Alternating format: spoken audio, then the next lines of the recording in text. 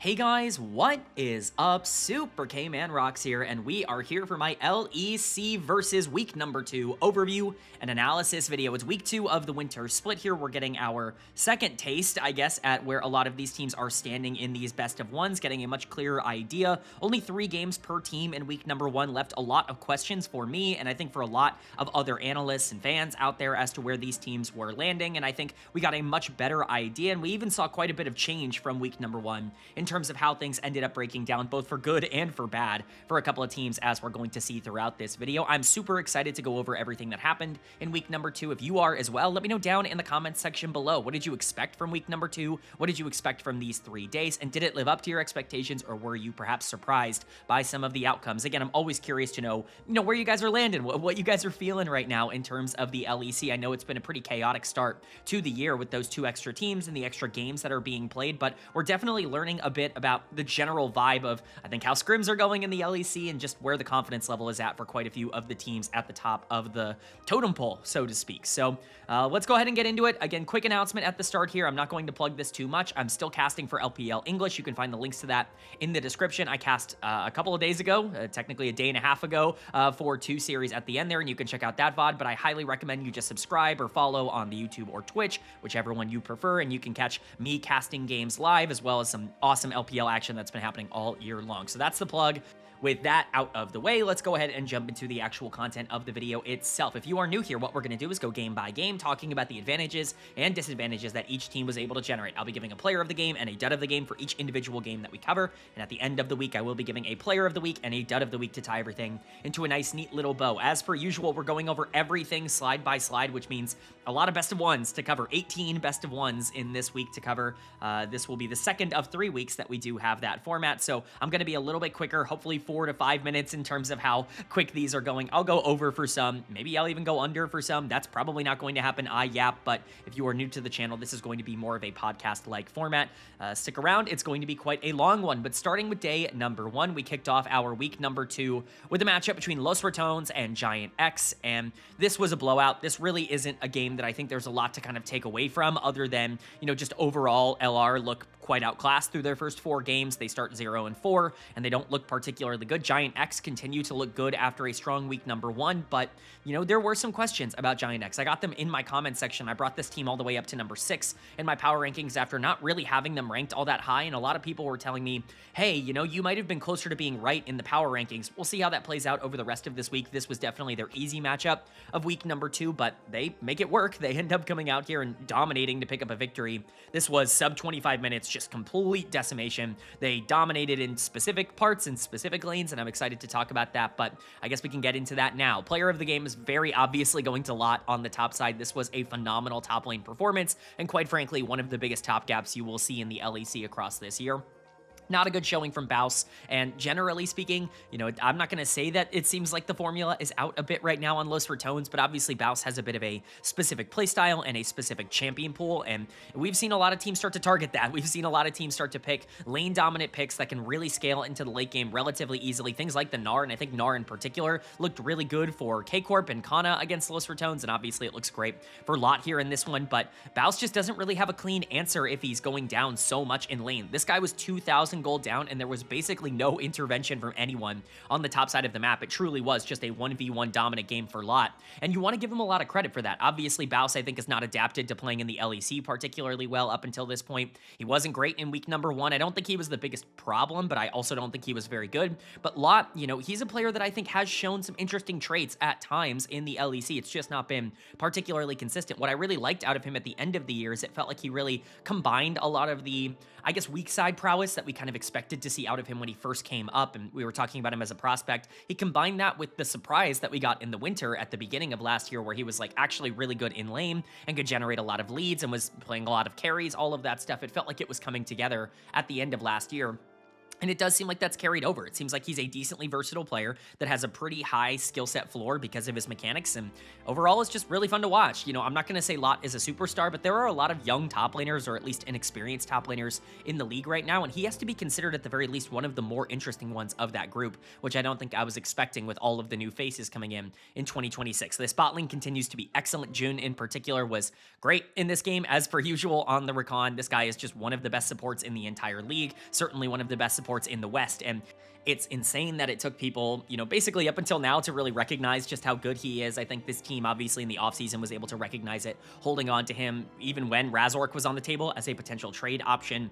They were definitely correct in keeping June around. Noah, obviously, is coming for that throne pretty quickly here on GIANTX. He had an incredible week 1. He was my player of the week for the entire league in week number 1, and he continues his, I guess, outstanding start to the split here on the Kai'Sa. Goes deathless here in their first game of the week. Crownie and Reckless have not looked all that good. Crownie in particular, I think, has really struggled at this level, which we will talk about, but Noah and June continue to look solid. Isma and Jackie's are fine. Jackie's has not really impressed me so far this year. I think Nemesis looked fine on the other side for Los Ratones. He is by far their best player right now at the tier 1 level, and we'll talk about that a bit more as we go later on in the week. And Isma's, I think, started out strong, but again, Velia was also very bad in week number 1. It's hard to sit here and say that you can take too much away from this GIANTX win. I think it's more of a continuation of how we saw them play in week number 1, but for Los Ratones, it just feels like it's completely off right now. This team lost to Corp Blue. They were 0-3, and now they're 0-4 coming out of their first 4 games. Best of ones, I think, really do not suit Los Ratones in terms of the way they play, because if they get counterpicked, or if you have one bad matchup, or if a player just ints for no reason, like, it's really hard to find ways to be able to get yourself back into games, and I think we definitely are seeing that right now. Baus is the obvious choice for dead of the game here. He kind of got obliterated on the top side. This was not a particularly close matchup between him and Lot. He's got to play better than this. You know, he's had a couple of bad games already in the LEC, but this was definitely the worst of them. Again, down 2,000 gold, basically entirely in isolation on the top side, 1v1. It's just completely unacceptable on a champion like Volibear that needs to be relevant in the game to stay active. So not a good start to the week for Baus. Velia was very bad in week number 1. I thought he was the worst player in the LEC. We had major concerns on this channel, we'll just say, in terms of, you know, what I thought Velia was going to be when I was watching the tape in Tier 2 at EMEA Masters. I was like, oh no, Velia is not ready for Tier 1 gameplay, and I think that unfortunately continues to prove itself. I've been surprised by how bad Crownie has been in the bot lane, but I guess it just kind of goes back to some of the mistakes he was making a lot last year, just these mental errors and getting caught out in situations where he doesn't need to. Nemesis is like the one saving grace. I think Reckless has also generally been fine, but Reckless is also not making an impact on the game. He's playing very low, like, risk, and that's not always good for a support. It's kind of his play style and his specialty, coming from that AD carry position. He doesn't always go for the most aggressive play possible. He's a very passive support, but generally he's not losing his team resources. And again, Nemesis, I think, has generally been fine, but Los Ratones just don't really have an X factor right now. Someone else has to step up. Nemesis is good, but I don't know if he's good enough to 1v9 games at this level, and nobody else on this team is doing well. It's a really tough start for LR, and for GIANTX, it's a nice win, but everybody's kind of been beating LR. The big saving grace is that you dominated them. This was sub 25 minutes. This was not a particularly difficult game to win, and you keep up your good form from week number 1. So there are a lot of good takeaways, but still want to see more from this team. Then moving on to our second game of day number 1, and speaking of teams with hot starts, we got Na'Vi taking on Corp Blue in game number 2, and Na'Vi is able to walk out of this with a victory despite how the early game ends up going for them. This is almost a 40-minute game. We're not seeing a lot of games go this long right now globally. It really does seem like snowballing is kind of out of control. Early game is definitely the most important part of the game, so when teams go down in gold early everywhere except the LPL, I will say you kind of go, uh-oh, it's probably not going to look particularly good for them. But Corp Blue, not great at executing in the late game. They have this big lead that they just can't really do anything with, and I'm gonna give them some credit as well, because I think they played generally very well in this game, and I think they've looked a lot better than anyone could have anticipated here in Tier 1. But Na'Vi, with better execution, even Rylak going down in the early game, being able to come back and just dominate in the late game, it's really impressive stuff. So much so that Rylak, for me, is player of the game, despite having such a bad early game on the Aatrox jungle. I really like Aatrox. I think he's a very good pick right now in the jungle, in the top lane. I think he's very underutilized in a lot of different regions. I think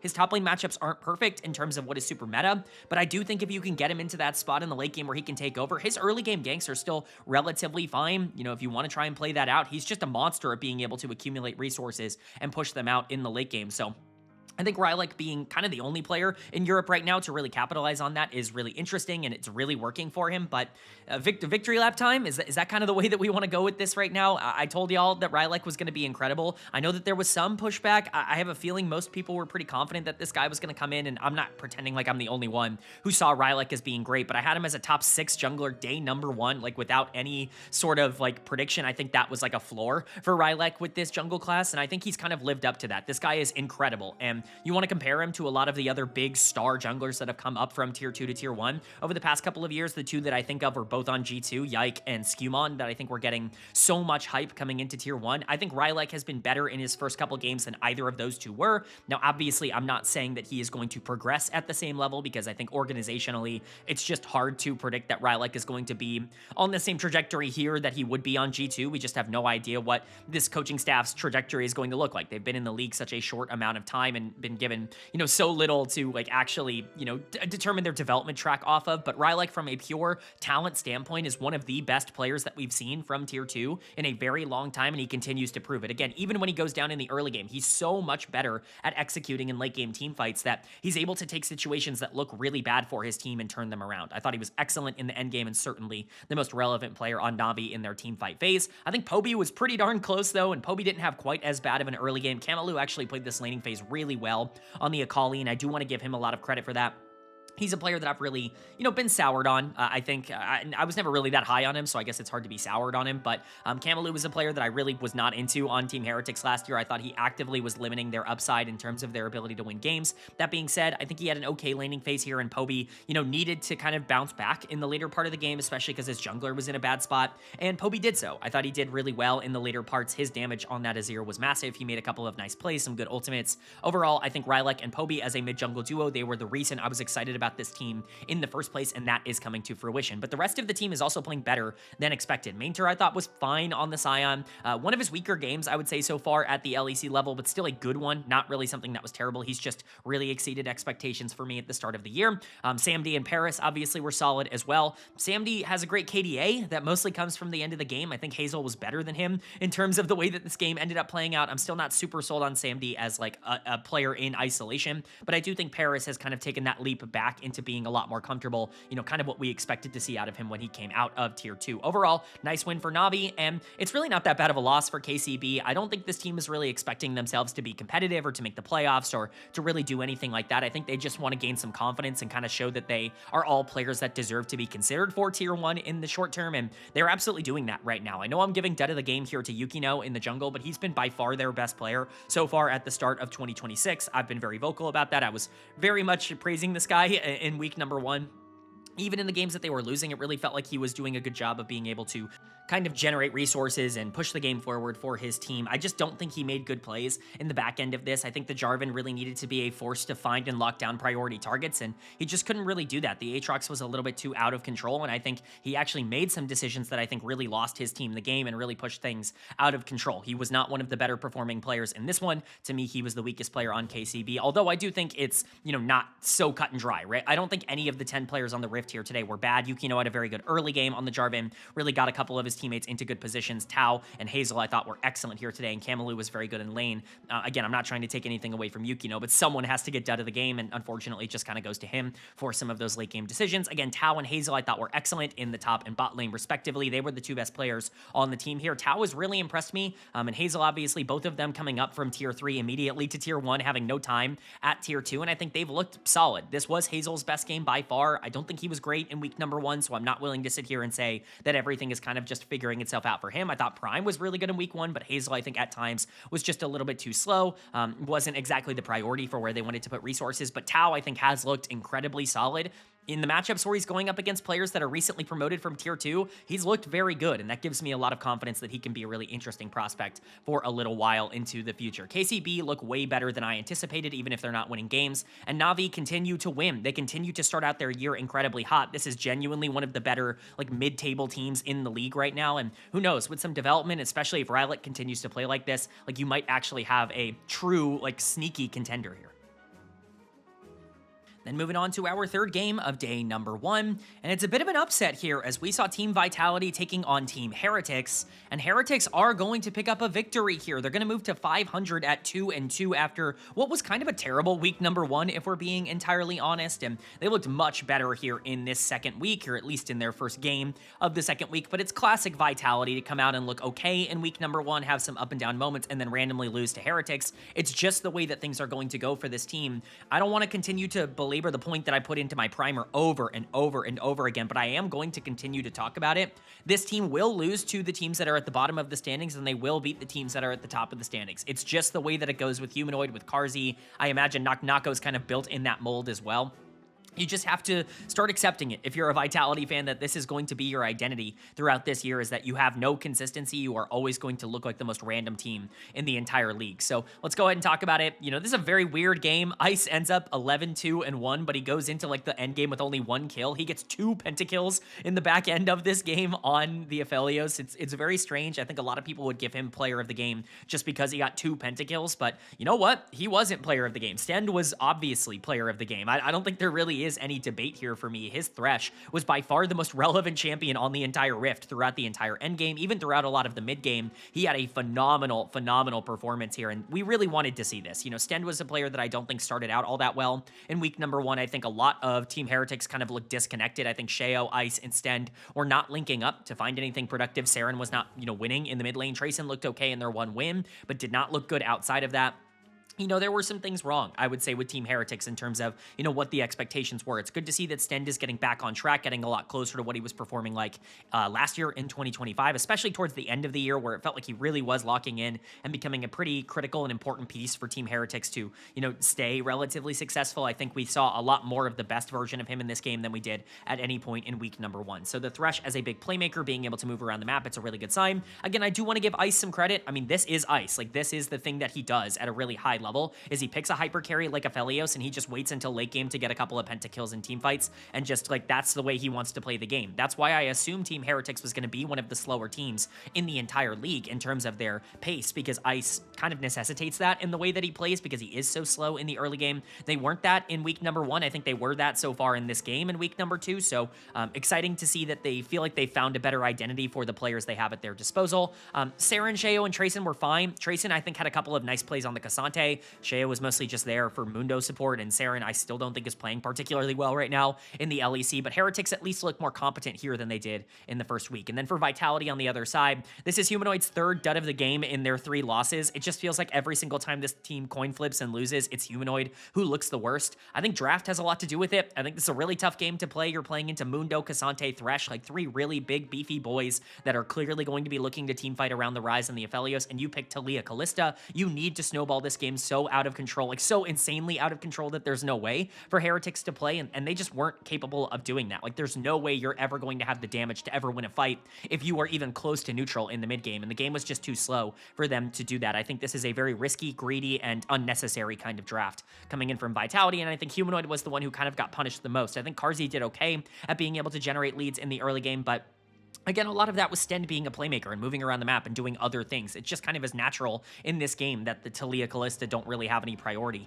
in the back end of the game. I just don't think Humanoid has been particularly good in terms of the way that he's playing the map. The one game that I think he did play fine in was their 1 win, which is really nice to see. Like, I think him and Fleshy linked up really well in that game. Outside of that, he's not looked good at all for Vitality. I do want to give some flack as well to Fleshy, who I think just was not relevant in this game at all on the Renata. With Stend going off so much on the Thresh, it can be really easy to kind of hope and pray that the Renata is doing something in the 2v2 to really kind of salvage a game state, and it just wasn't really happening between those two.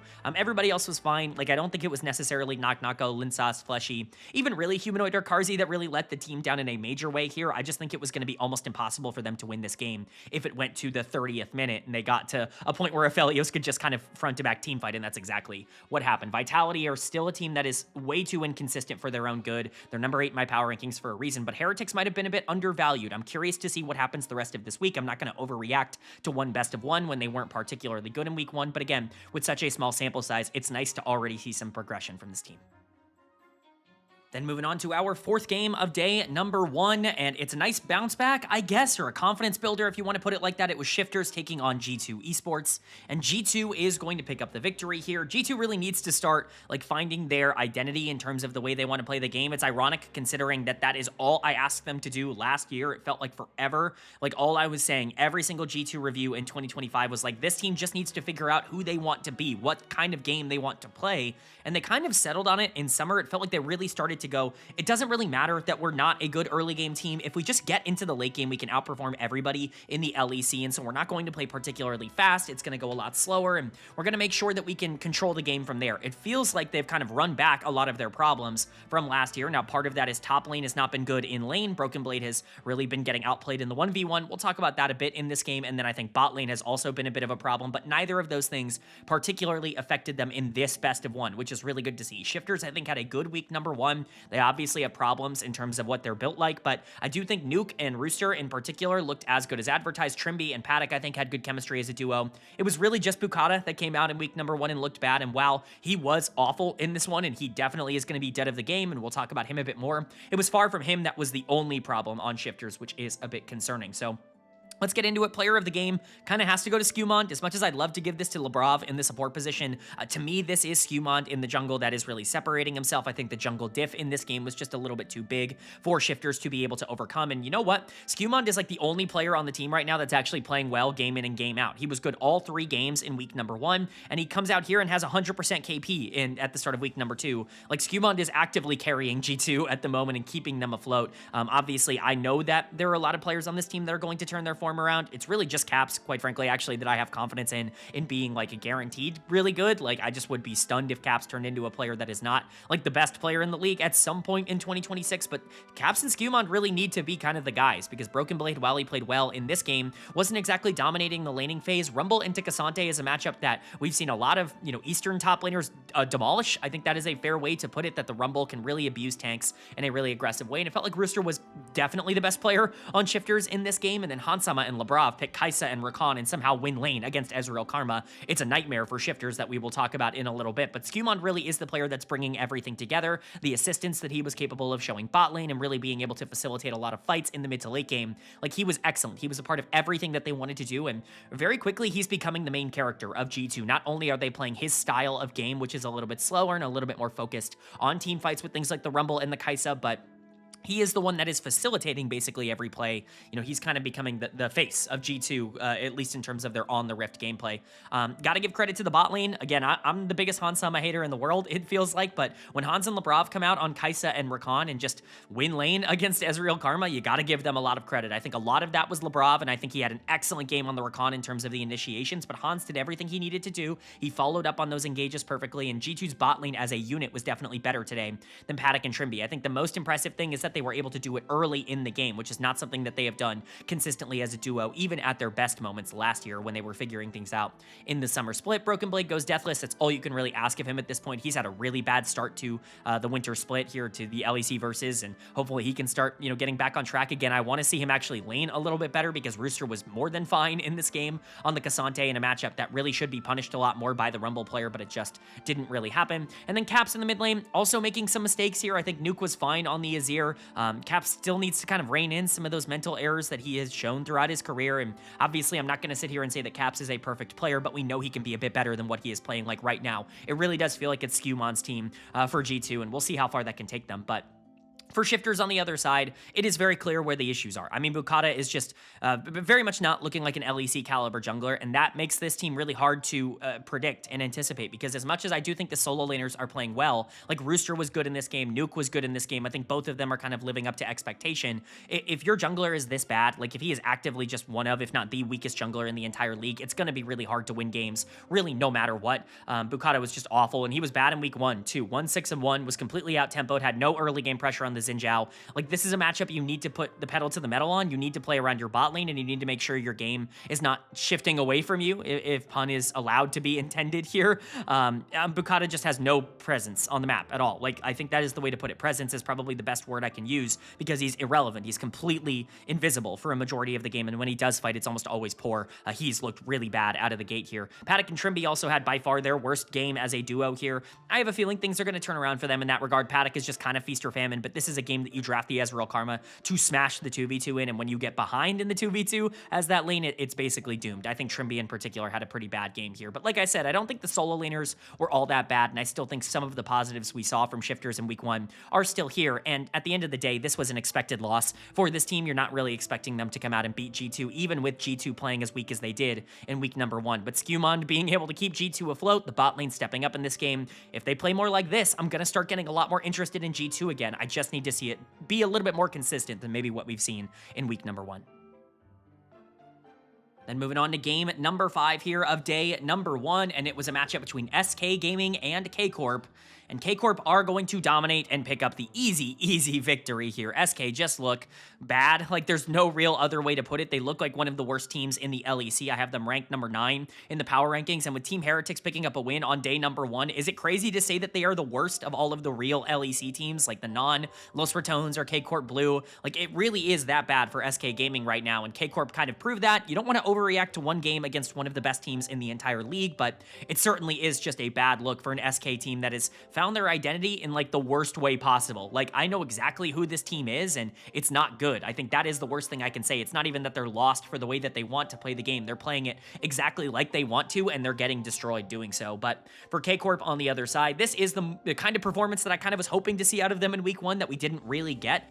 They were very up and down. I don't even really think they were all that good, quite frankly, in week number 1. They just kind of got away with some bad game states and were able to play some late games relatively well because you had some nice drafts. I just think I needed to see a lot more from a team that on paper has the most amount of talent in the entire league, and we saw a lot more of what we expected in this one. Yike was an absolute menace. He had a pretty bad week number 1 in terms of his consistency. It's nice to see him come out against Skeens, who's not really all that great of a player, but certainly at least has shown to be kind of LEC caliber in the past, or at least in summer of last year, and just kind of demolish him. I mean, this was a true Jarvan game, and Jarvan looks incredible right now in the LEC. It looks incredible basically everywhere. Jarvan is just kind of winning. It's the best jungler and the most successful jungler in the game at the current moment, so it's interesting to see how that's progressing, and Yike, I think, utilized it well. Going deathless on Jarvan is always a very good sign that your game is going as well as it possibly can. Yehu as well, though, I think has been, pretty solid. I think we're seeing some of the natural differences that happen when you come over from Korea to Europe, and just kind of the general things that increase in quality because of that difference. I think laning is always something that I point out.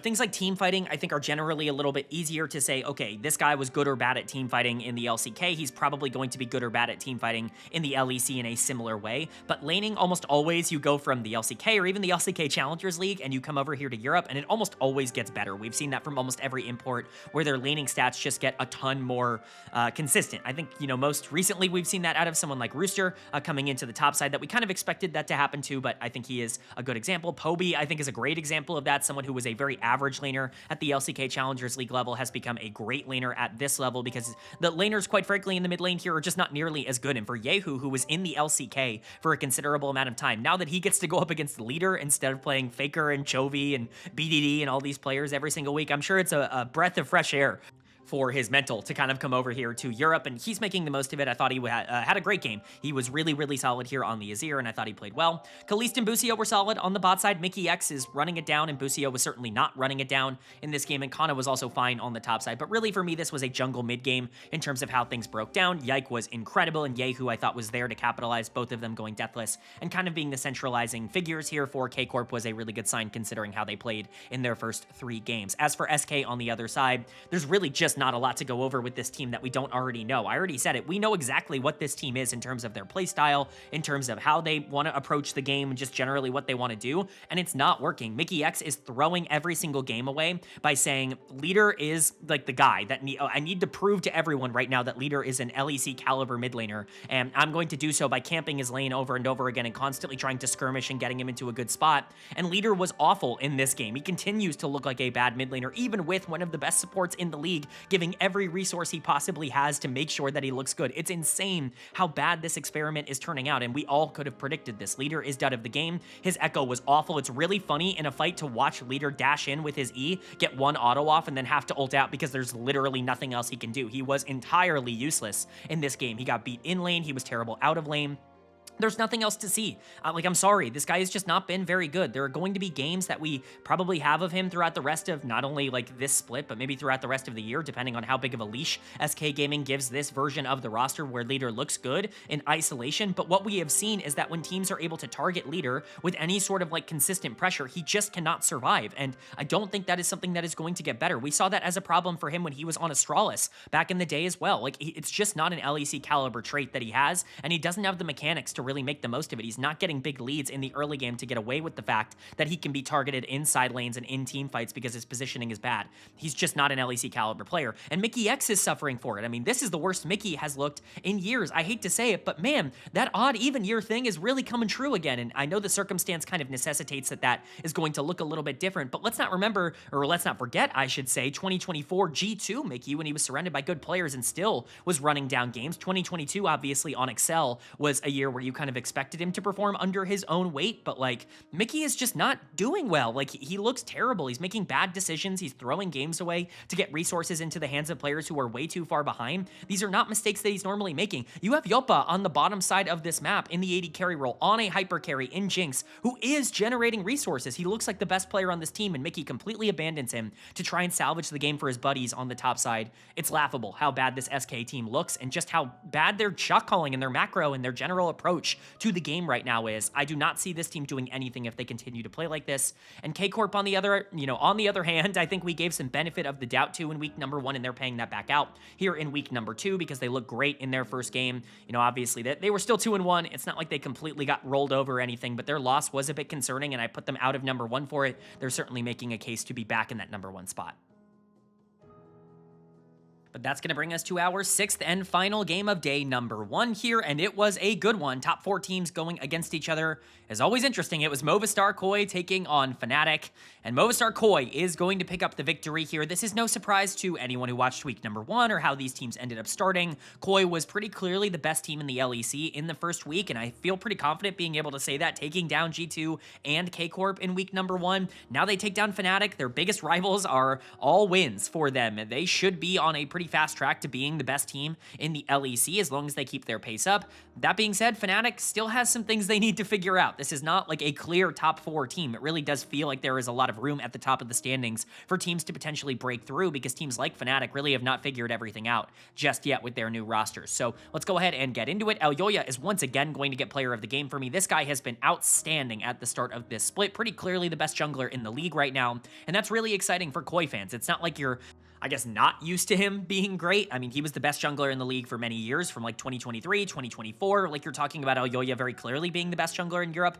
during that era. I mean, Jankos was probably the only player at that time that could even really compete with that, but even Jankos was on some pretty bad teams during that era, and so you don't necessarily want to try and, make that argument. Elyoya, in terms of production, was definitely number 1 for me. Kind of, I don't want to say fell off. He was still incredibly good at the end of last year and really throughout all of last year, but he was a player that I think had more limitations and had more up and down games at the end of last year than maybe you would have wanted to see out of him as a player, but he ends up bouncing back here at the start of 2026, and you know what? He's on fire. This is the best we've seen him play in years, and I'm really hopeful that he's going to be able to keep it up. This Pantheon game was mammoth from him, and he really ended up gapping Fnatic. I will say, he almost always plays well against Razork. Like, the Elyoya into Razork matchup has been so Elyoya favored every single time these two teams have played against each other for years. I think, like, KOI have won something like 7 games or 7 series in a row against Fnatic. Like, it's something ridiculous. Elyoya just kind of has his number as a player, so that is something to keep in mind, but he played well in basically every other series in that same vein. The top and mid lane as well, the solo laners here were excellent. Mirwin is having an incredible start to the year. It is clear that Alfari has come in as the top lane positional coach for KOI because a lot of changes have been made to Mirwin's game, and I think he's taking advantage of some more aggressive matchups better than a lot of other top laners right now, and I want to give credit to Mirwin for this. I think he's always had the mechanical skill to be able to pull this off, but it was always clear that he just wasn't very good at a lot of the meta top laners, that he didn't understand the matchups very well or how to punish them at an elite level against really talented players who weren't just going to make mistakes over and over again. Obviously, Impyros is a player that I think has struggled a bit at the start of this split, but Overall, Mirwin is just doing such a better job at being able to go, yeah, I'm playing Rumble into Cassante. I'm allowed to play super aggro, and I can push this lead. It feels like the confidence is there, and I'm sure Alfari has had a lot to do with that. Jojo Pune was significantly better than Vladi. Again, no real surprise there. Jojo was excellent in week 1, and Jojo's just a better player than Vladi is, even at his best, but definitely a bit of a gap in the mid lane as well. Bot lane was fine. Upset was okay, and I don't think Lospa was bad at all, but overall, KOI definitely were winning through their jungler, and then their solo laners just being able to generate leads and capitalizing on those leads very efficiently. And then for Fnatic on the other side, it is very clear where their problems are right now. First off, I just don't think they're playing as a team, but I think a couple of the players that are coming in are just not comfortable yet. It is clear that Imperos is not quite ready to be, a dominant LEC top laner. He has moments where he looks okay, but generally he's performed like one of the worst top laners in the league so far in this split. Obviously, there is a lot of room for improvement, and there are ways to be able to, make that better. And he's a player that we expected to take some time. He was one of the less established tier 2 players getting called up over the course of this offseason, but it's still not been a great start. And dud of the game for me is going to Vladi. Vladi's been okay at the start of this split. Again, there have been moments where I think things have looked all right, but generally Razork is the one who's generating a lot of the resources right now, and that means Vladi just kind of needs to settle in as being the one to capitalize and cash in. He's been okay taking a bit of a backseat in the early game before if it means he can step up and team fight in the late game.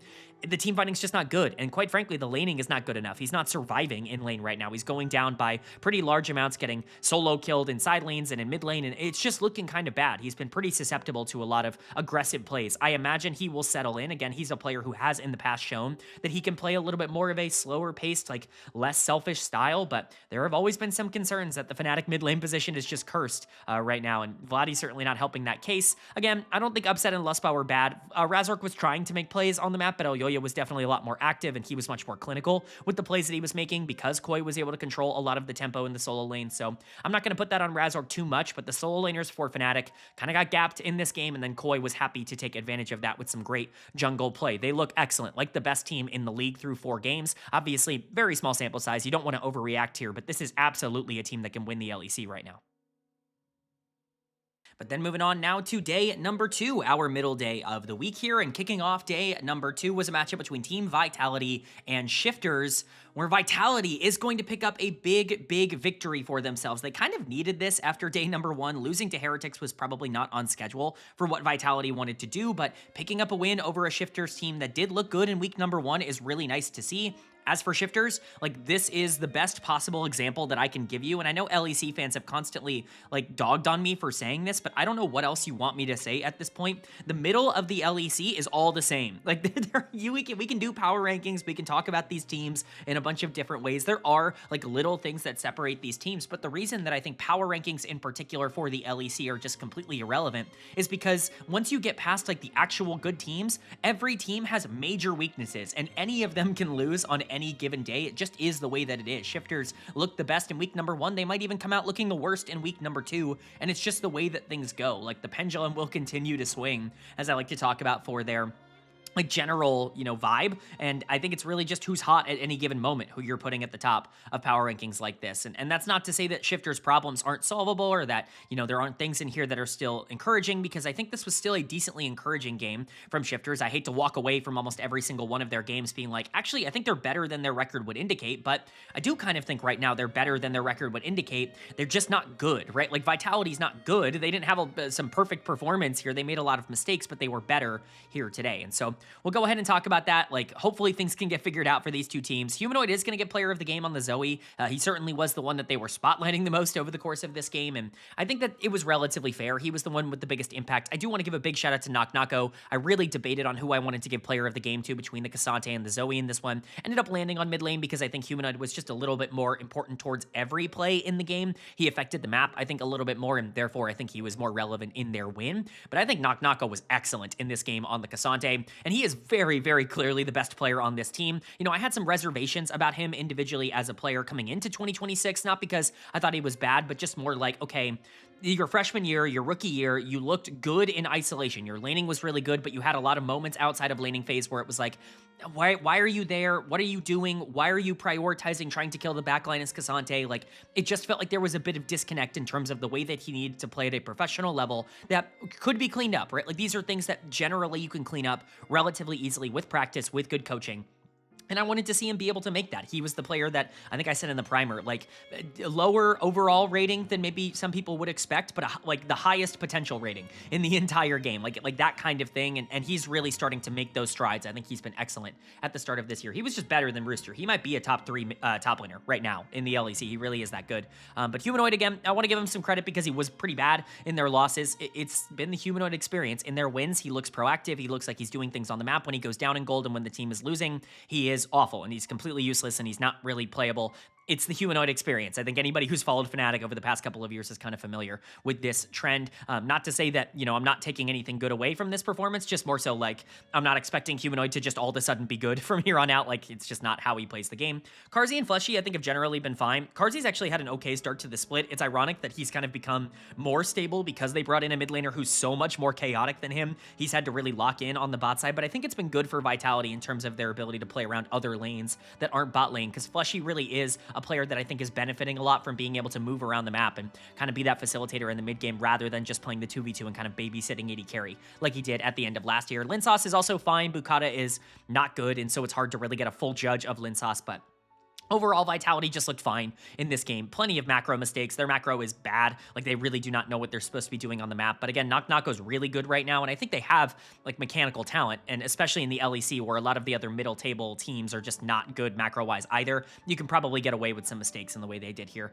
And then for Shifters on the other side, Rooster, for me, is going to get dud of the game. You're not typically seeing Rooster play matchups like this badly. Again, I really favor the Rumble in the Rumble-Cassante matchup if everything is played correctly, and everything was not played correctly in this particular game.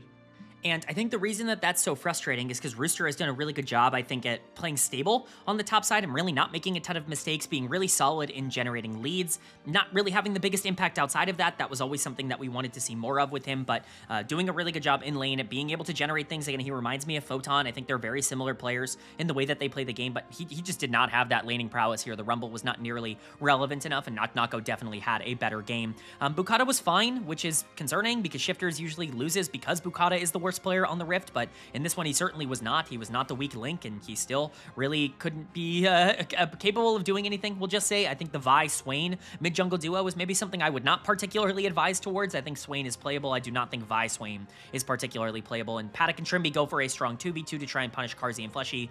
It kind of works. Like, Paddock is aggressive in the early game and Trimby is looking for things, but this is the second game in a row where they play an aggressive 2v2 bot, which should go into both of their strengths as players, and it just doesn't work out. I don't know. Maybe it's just not, like, how they want to play together. Like, you would think that Paddock and Trimby, both lane-focused early game players that want to be playing enchanters and early game, you know, types of bot lane 2v2s, like, you would think that they would be thriving under Ezreal Karma or Corki Nami, like these lanes that are supposed to win, but it's just not happening. And we saw with hyper carries in week number 1 that they were much better and much more consistent at playing that style, so maybe you just go back to it.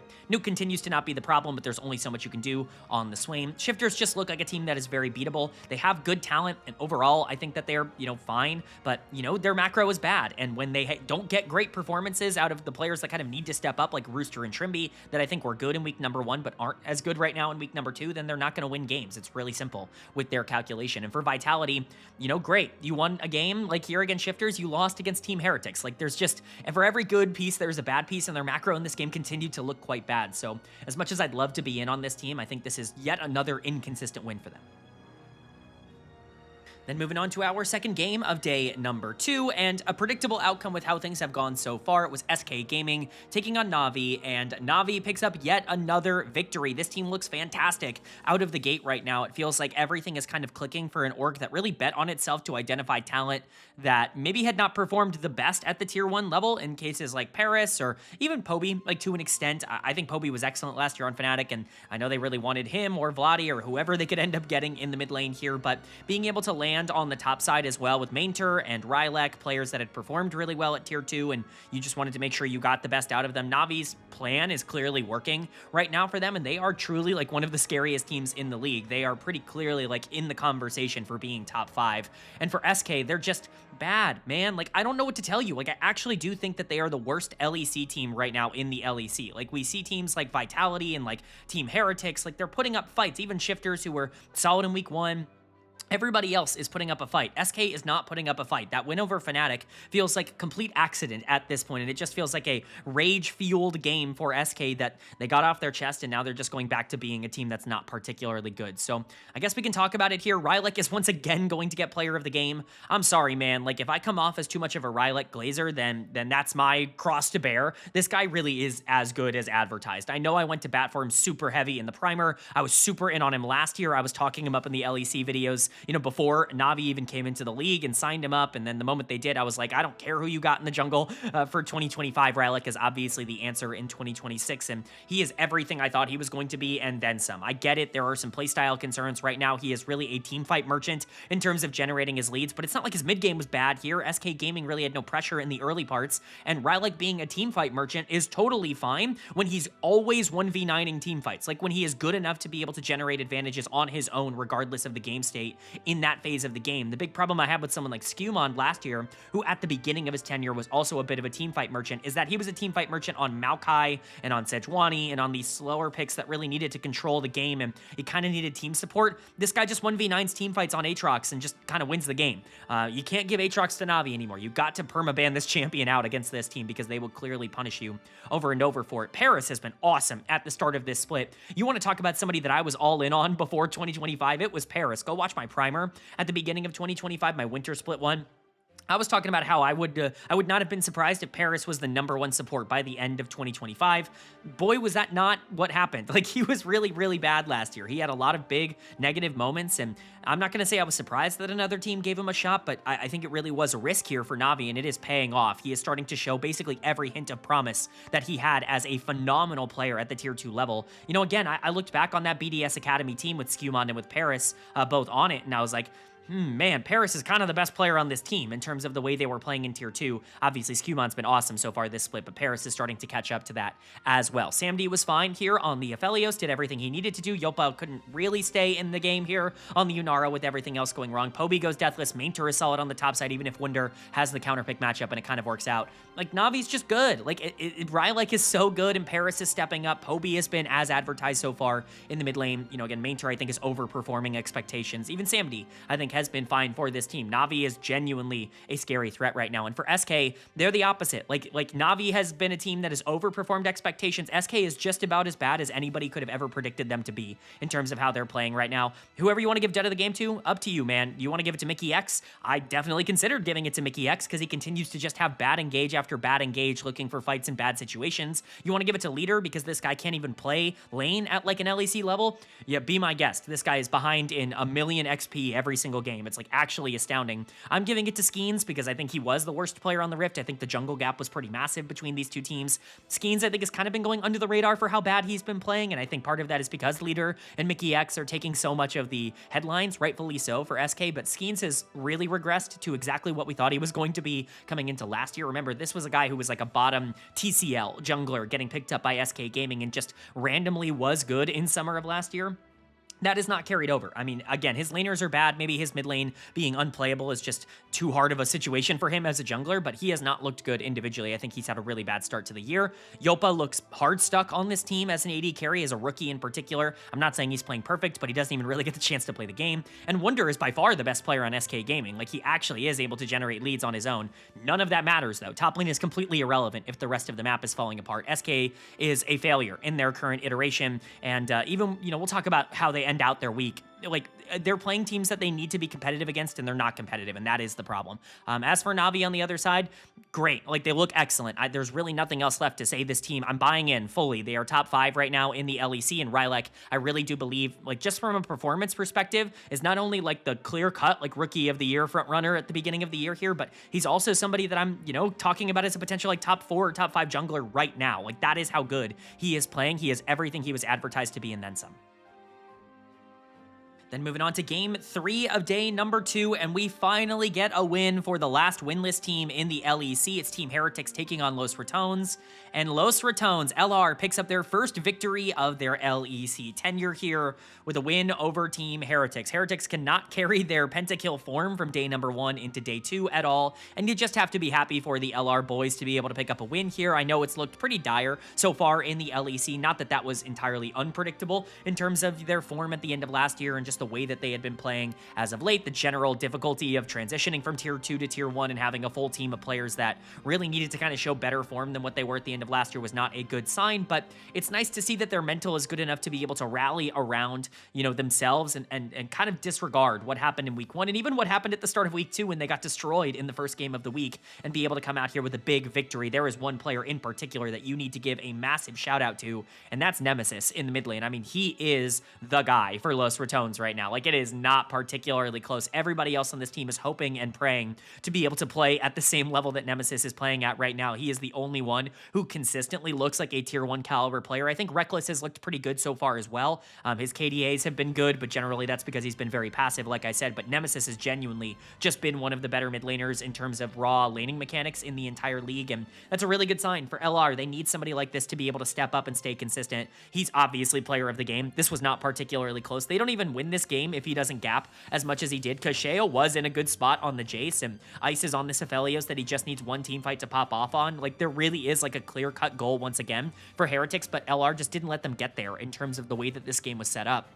And that's really exciting. I think LR had a really good idea in mind in terms of the way they wanted to play. They drafted like the most European comp you can draft, which is Mundo, Kled, and Caitlyn. Like, these are all picks that Europe is really exclusively playing. Kled specifically on the top side, even Dr. Mundo. Like, these are just champions that are not finding success anywhere outside of the LEC. And so LR say, screw it. Like, LEC might have a bad meta read, but we do play these champions. And so we're going to go ahead and draft them. Not all of them were the most effective. Mundo looked good, and I think Mundo can look good in the right circumstances, but it was the Rise, which has been a global favorite, that really took over. So credit to Nemesis. I don't really know what this means. I don't know what his goals are out of the LEC, because like generally, I think when you're looking at something like this, it's the same. I would have the same conversation about Nemesis that I would have about someone like Yukino right now on KCB, where this is a bit of an audition for a tier 1 spot across this year. And I think Nemesis has absolutely shown that he is a tier 1 caliber mid laner. The question is, does he want to go for that? I know he's been very happy in his streaming career, and I imagine that still is a priority for him. But if he wanted a tier 1 spot, he has kind of proven that he has earned one. Rest of the team was fine. Reckless was really good on the Braum in this game. Again, most of the time he is way too passive, but when his team is winning, he gets to play a bit more aggressive. He's just not the kind of player that's going to be able to salvage a bad game out of the support position. He's often just going to take more of a back seat. He is much more of a product of how the rest of the team is doing right now. Crownie was fine in lane. When you're playing Caitlyn Braum into Aphelios Nautilus, you better dominate the 2v2, and they were good. I wouldn't say they were overly dominant, but they certainly were winning. Velia was great on the Dr. Mundo. Baus played Kled. You know, that's the best I can say about that. I don't like Kled as a champion. I don't think he fits in pro comps, and, you know, I'm not going to be a fan the more that champion gets played. We've already seen him a couple of times this week. I just don't like it, but if LR thought the matchup was good into Cassante and you think that you can generate a lead, then be my guest. It just didn't really end up working out. Nemesis really carried this game, and he was the lifeblood for Los Ratones. And then for Heretics on the other side, it's unfortunate that the mid gap was so big, but if there is one takeaway that I can implore on you, and I've said this on cast, I've said this on the channel for many years, is that if you're a longtime League player, you will remember the days of Cassiopeia just completely destroying Rise in the 1v1 and being like the staple counterpick type of champion matchup in the game. Like, when you think of one champion counterpicking another, you think of Cassiopeia countering Rise. It's done. It's gone. Like, these two champions have changed so much. The game itself has changed so much. This counterpick doesn't exist anymore. I'm so tired of seeing this. We see it in the LPL, the LCK, the LEC. Like, it seems like everyone is just going off of this idea that Cass is still really good into Rise. I understand the idea, because Cass can be that machine gun in team fights that can deal damage and match Rise's, I guess, aggression in the later part of the game. The movement speed isn't nearly as big of a deal. You can stop the Realm Warp with the Miasma. That's obviously the big counter ability here. But overall, Cass still needs to generate a lead. Rise has so much more tempo in a game than someone like Cassiopeia does, and so if you just open up the map more, Cass can't really do anything about that. This counterpick is not a counterpick anymore. Again, the game has just changed too much for this to still be considered something that people are opting into, and we saw that here. Again, bit of a player diff. Saren has not been good at all in the LEC. He's been significantly worse than I expected him to be. I didn't think he would be great, but I thought he would have a pretty high floor. He does not have a high floor. He has a very low floor with the way that he's playing. He's getting gapped by basically everyone that they're playing into right now, but he still needed to be like so ahead to be able to play this out, and the Jace is supposed to help get you there, but it just didn't really end up working out there. Stend also found nothing to do on the map. What are you even supposed to do as Aphelios Nautilus into Caitlyn Braum? Like, stand there and die? Like, what is even his job in this game? Who is he supposed to hook? The Caitlyn? How? Like, how are you ever supposed to hit Caitlyn in any of these fights? Who are you gonna hook? The Rise? You certainly don't want to hook him. He's basically a tank in the late game. Like, it's just so hard to find an avenue for this Nautilus to be effective in this game, and I get you want an engager danger in the bot lane because you're playing with Jace jungle, and you've got something like Cassante on the top lane, but you just ended up in a really bad spot. Heretics, I think, kind of were just too far behind in this game to ever feel valuable. It's a bad loss, for sure. You don't want to be the team that's losing to Los Ratones, but at the end of the day, it's a best of one, and I think this draft was kind of hard. I think your mid lane is concerning to me. I think, you know, everybody on this team is just kind of underwhelming in general. I'm not willing to throw out that Team Heretics can play games. We saw that against Vitality, but this is still not a very good team. Don't let day one fool you. But Los Ratones getting on the board here, getting their first win is really nice. I don't want to sit here and overpraise this team because it's a best of one, but Reckless looks okay and Nemesis looks really good on this team. There is talent here that could kind of indicate that they're not the worst team in the entire league, and hopefully they can use this confidence and momentum later on in the week. Then moving on now to game number 4 of day number 2, we are officially in the second half of our week, and we kicked off the second half with Movistar KOI taking on Corp Blue. Not really a ton to dissect here. You know, Movistar KOI are better than Corp Blue. That's not particularly controversial. You've got a team that's not actually in the LEC versus the team that has probably looked the best in the LEC across the beginning of this year. You expected this to be a blowout, and it lived up to expectations. Movistar KOI looks fantastic through their first couple of games, and KCB, while they are competitive, are not competitive enough to be able to go toe-to-toe with one of the better teams in Europe, even though they did have one good performance in this one from Yukino. Big surprise. He has been very good at the start of this split. Let's talk about it. Elyoya for me is once again going to get player of the game. There are multiple players on the team here that were just phenomenal, and I think you could really go in a bunch of different directions. I think Jojo Pyun continues to really push games forward. He might be over-aggressing and dying in spots that maybe he doesn't need to, but he's really not a KDA warrior kind of guy. He's going to do what is best for the game, even if it means he has to die in the process, and he's okay with that. And I think on the Talia, for the most part, most of the things he's going for are very positive. I think Supa and Alvaro were excellent in this game. Supa was awesome in the back end. They really dominated this 2v2, and we're going to talk about that when we get to KCB. I do not think that their bot lane ended up playing this game well at all, and Alvaro really took advantage of it. Supa was there to obviously capitalize in terms of the damage, but for me, Elyoya was definitely the best player on the team. He continues to be the main priority facilitator for everything that's going on. Like, he is the one driving the game forward. When you're playing Vi and you're playing with Talia and you have a hyper carry on the bot side that you need, like, you need to be the one that is stepping up and, you know, generating a gold lead for your team. You have, like, every onus to win the game, like, on your own, and that can sometimes be a bit challenging for some players to be able to handle. But even with Yukino coming out on something like a Xin Zhao having a very similar role and needing to step up and actually playing really well, getting some fights off, being really aggressive, Elyoya, I think, still was going out there in a lot of the back end of this game and just being better, like just showcasing why he's the best jungler in Europe right now, and it's really not particularly close. This guy is on a fast track to win MVP for the LEC versus for the Winter Split. I get that they don't actually have that award. I will give out my own MVP at the end of the split, and I guess small spoiler through 5 games, you know, almost half the split up until this point, like, yeah, Elyoya is kind of a favorite to win that. So he really just is on incredible pace right now. But again, I want to give a big shout out to Jojo, who I thought was excellent. Kamalu really put up no fight in terms of the roaming mids, the semi-global ultimates that both of these mid laners have to offer. Jojo was definitely better. Supa and Alvaro continue to be excellent. Their 2v2 is incredibly dominant, which you wouldn't really expect. You don't draft Aphelios Alistair to step up and really dominate the 2v2, but when you're staring down Yunara Bard on the other side, which is not a good bot lane, I'm going to be entirely honest. I don't really understand why you'd ever pick that as a duo. If you're staring that down, then yes, all of a sudden Alvaro's engages on this Alistair can be a big problem because you really have no way to keep your Yunara safe. So overall, just big pluses to KOI. Mirwin's still been great, but that wasn't really a surprise here in the Rumble matchup. So overall, nice win for them. And then for KCB, you know, it's out of their league. Like, they're a bit out of their depth in their matchup against KOI. It's just going to be tough for them to be able to try and make this, you know, even close. Like, they were down, what, 20,000 gold at the end of this game. It was legit like a 20k gold deficit for them. I mean, this was just an absolute shellacking. Like, there's really nothing else to say. Yukino had some aggressive plays, but almost all of them were trading gold onto the carries of KOI and trading, you know, gold back onto them. It really was just not a good look overall, I would say, for KCB. Everyone else on the team was terrible. Whoever you want to give dud of the game to, kind of up to you. It can really be anyone that isn't Yukino, in my opinion. Like, Tao did nothing on the top side on Cassante. I think Kamalu got absolutely blasted in the mid lane, and then obviously the roaming was entirely in favor of Jojo Pyun. Prime picked Bard, which completely eliminates any chance for this team to be able to win this game. This pick has nothing to do in this draft because you need to play with Ryze and Xin Zhao and all of this, and it's going to be really hard for Yunara to even function and you draft Yunara for a quote-unquote late-game insurance policy, and then Hazel oversteps and is constantly in bad spots and is getting targeted by the Vi and by the Alistar and all these engage tools, it's just a really bad look overall. Like, whoever you want to give dud of the game to is up to you. I'm giving it to Hazel because this 2v2 was truly nightmarishly bad for him in Prime, and I think his positioning in this game was, like, just awful. Hazel's been fine, I would say, at this level. I think people are going to overreact to their first game of the week where he actually was pretty good. He was not as good in week number 1, in my opinion. I think Prime was doing a lot of the heavy lifting in the support position, and him having a really bad game here, I think, kind of opens up the idea of, like, yeah, Hazel can't really survive if Prime's not doing well in the 2v2. It just doesn't feel like he's quite comfortable at this level yet. But again, it's Supa and Alvaro. It's one of the best bot lanes in Europe. The rest of the team is also, you know, playing some top tier players. I'm not going to hold it on KCB for not being good enough here. This was an expected loss. It was just quite a devastating one, and it's a big win for KOI. If they can close out this week strong, they are going to very clearly be considered the #1 team in the LEC. They've looked fantastic through their first 5 games, and you just have to hope they can hold on to that. Then moving on to our 5th game of day number 2, and it's a pretty important one here. Two teams that have looked kind of in similar spots at the beginning of the year. It's Fnatic taking on GIANTX.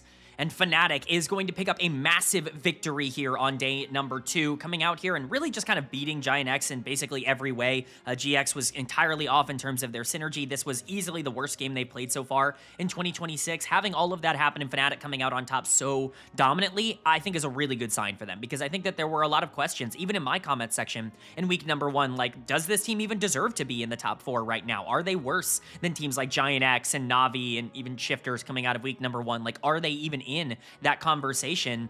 It turns out Fnatic's doing fine. Like, we can pump the brakes on a lot of the concern and the worries. Things are not perfect out of this team, as we saw earlier this week when they went up against KOI and just were not even remotely competitive. But it's KOI, right? Like, maybe they're the bridge right now between the top 3 and everybody else, because they were definitely better in this game here. Let's go ahead and talk about it. I think that there were a couple of options for player of the game, but really, it kind of has to be Luspa in the support position. He really was the MVP of this game. He was dominant in terms of the way he was setting up and even really capitalizing on fights throughout a lot of this game. Alistar can really be a champion that completely destroys games in the right set of circumstances, and Luspa, I think, did that. There had been some concern, I know, online from Fnatic fans and from general LEC fans that Fnatic's rookies were going to take quite a while to adapt. I think Imperos is still a player that the jury's out on him. I'm going to be entirely honest. I still think he has been up and down, and he was fine in this game. I'm certainly not going to criticize him too much. Literally every single game is the Rumble into Cassante matchup, and so, it's easy to kind of compare across games right now with top laners, but he was fine in this matchup. I'm not going to give him like fully passing grades, but Luspa was always the player that I thought was going to be better from day number 1. He was the support that I felt a lot more comfortable in. And he's doing that, I think. I think him and Upset have genuinely just been very good. I know that, again, there were some people that were like, I don't know, Luspa's not been very good. I haven't seen that. I don't understand what people mean when they say that. I think Upset and Luspa have been very good as a duo. Upset had a great week 1. I think this duo in general had a great week 1, and clearly it's capitalizing as well in week number 2, game number 2 of week 2. A lot of 2s being thrown around here, including the 2 in Razork's kill column in this game, because he was the next player that I really wanted to talk about. Massive jungle gap in this game from him on the Xin Zhao, just being able to pressure the jungle out and really make sure the Nocturne has as impossible of a time as is possible to play this game, because Isma really got no shot. We're going to talk about the Nocturne Orianna duo. I continue to just disagree with LEC fans, and I'll point this back to them in just a little bit, because, again, LEC fans I think are very funny, but Razork is really good. He's still a good player. He loses to Elyoya, and he beats most of the other players. It's just kind of the way things go. Vladi has a nice bounce back after getting really gapped by Jojo. I thought he was really solid on the Azir in this game. He found a really big shuffle at the end of that game. His ultimates were really fantastic. Upset's always really solid. Imperos is still kind of the holdover for me. He's the only player that I think is still consistently making major mistakes for Fnatic, but you have to hope he's going to be able to come around. It's the other Ricky definitely has. In Luspa, you have to hope that Imperos can do the same. For GIANTX on the other side, this is just bad gameplay. Like, there's really not a lot to talk about. It's basically the same thing we said about Shifters early on in this week, where it's just like, yeah, man, when you're a team in the middle of the standing, sometimes you're just going to look bad for like no reason. Like, you just randomly have a game where you don't perform, and that's just kind of what you are. Like, the teams in the middle of the pack in the LEC, like, you can never anticipate that they're just going to be good on any given day. And that includes the players I really like. I mean, no one's gotten to bat more for Noah and Jun than I have. I think that is a fair thing to say. I don't think anybody out there is talking about them as highly as I am. I truly do believe they're like a top 2 or 3 bot lane in the LEC, but they were bad in this game. Not so much Jun's fault. It just kind of is what it is when you're on Lulu. But Noah, on one of his signature champions, the Aphelios, like something he is genuinely known for, was like screwing up gun combos and putting himself in bad positions positions. Like, this is a horrible game from him. I don't really know what was happening, but more specifically, Isma was kind of the biggest problem on the Rift here on the Nocturne. They draft almost entirely around this Noc as the primary form of initiation with something like a Lulu and the Orianna ball on top of him, and he just does not have a good game. Razork completely out-tempos him, is everywhere that, you know, Isma is as well, and he just can never get anything going. I want to reiterate some points for those of you who might be new to the channel this year. We've seen a big uptick in views, and I know a lot of people are new to the channel, and so I want to explain my thoughts on the Nocturne Orianna combo. LEC fans, I really want to get this through to you. I always see people in post-match threads being like, man, Nocturne Orianna is such a hard combo. Nobody makes it work. It's really bad. Why are teams even playing it? I can assure you, it is only the LEC. Like, this works literally everywhere else, and no one has any trouble or any problems with it. But for some reason, this region is egregiously bad at this duo. And I agree with you. I don't think anybody in the LEC should be playing Nocturne Orianna, but that's not because I think the combo is bad or that it's too hard or whatever. It's just that these teams do not know what to do. Like, they have no possible experience. Like, G2 is obviously the very obvious example of this, but it is staggering how every region has figured out how to use this duo except for Europe. And I don't really know why that is the case, but it's kind of always been the case. Stay away from Nocturne Orianna, but only if you're a European team, because it's just not going to work out. Isma was not good here. For, you know, for my money as well, Jackie's continues to just be bad. Like, I'm sorry, Jackie's is not impressing me. Even in their wins, he is very clearly the worst player on this team. And I think that that's really frustrating to watch if you are a GIANTX fan, because he was the one who was supposed to have all that upside and potential to be that secondary carry alongside Noah, and it's just not happening. He has regressed and regressed and regressed. I think he's gotten worse since last year, which is not a good sign. And then there's Lot. Lot was fine. On the top side, he played the K'Sante matchup slow and did everything he needed to do. The map was just kind of over. Again, top lane doesn't really matter right now, so it just kind of is what it is. GX, they looked okay. I guess when you kind of take a zoom out of this, because they were playing Fnatic, they probably wanted to be more competitive here, but I'm not going to freak out over one really bad loss, especially because it was pretty uncharacteristic the way they ended up losing, especially on the bottom side of the map. And then for Fnatic, nice win. Lospa looks great, and Razork looks like he's decently in form. If you can get Vladi to be a bit more consistent, again, Upset also in form, and hopefully Imperios comes around. This is a good team and a team that deserves to be in top 4. But then moving on to our 6th and final game of day number 2, and it is a big one. Two Titans going head-to-head, Corp taking on G2 Esports.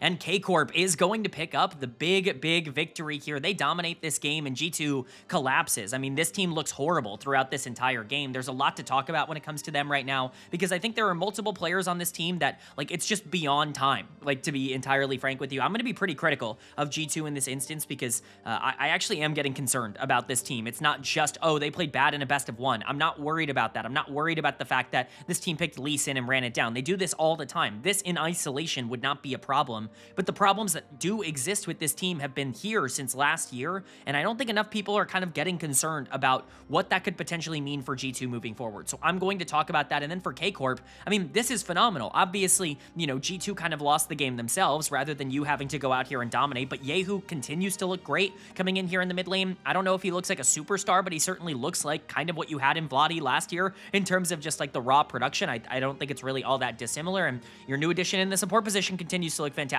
as well. So let's talk about that. Yehu is going to get player of the game for me. Some people might take umbrage with me saying that he looks like Vladi last year, but let's not forget where this team started last year before they collapsed down the stretch. Yes, Vladi had a really bad end to the year, but the start to the year and really the end to 2024 really showcased that Vladi could be a player that could step up and be really consistent, but did not need to be the main character. He could kind of do his own thing, step in the late game, and then kind of be productive in that regard. I think Yehu offers that right now. To me, he's very similar in terms of the way he produces. His laning is maybe a tad bit better. Caps was obviously on something that was a little bit more, you know, taking a back seat in this one on the Galio. You can still win lane on Galio, but it's certainly not the ideal way to kind of judge who is more dominant in a laning phase. But Yehu looked very good in the Rise matchup, was able to shove out the wave and, you know, move around the map alongside his Aatrox and really make that game as easy as possible.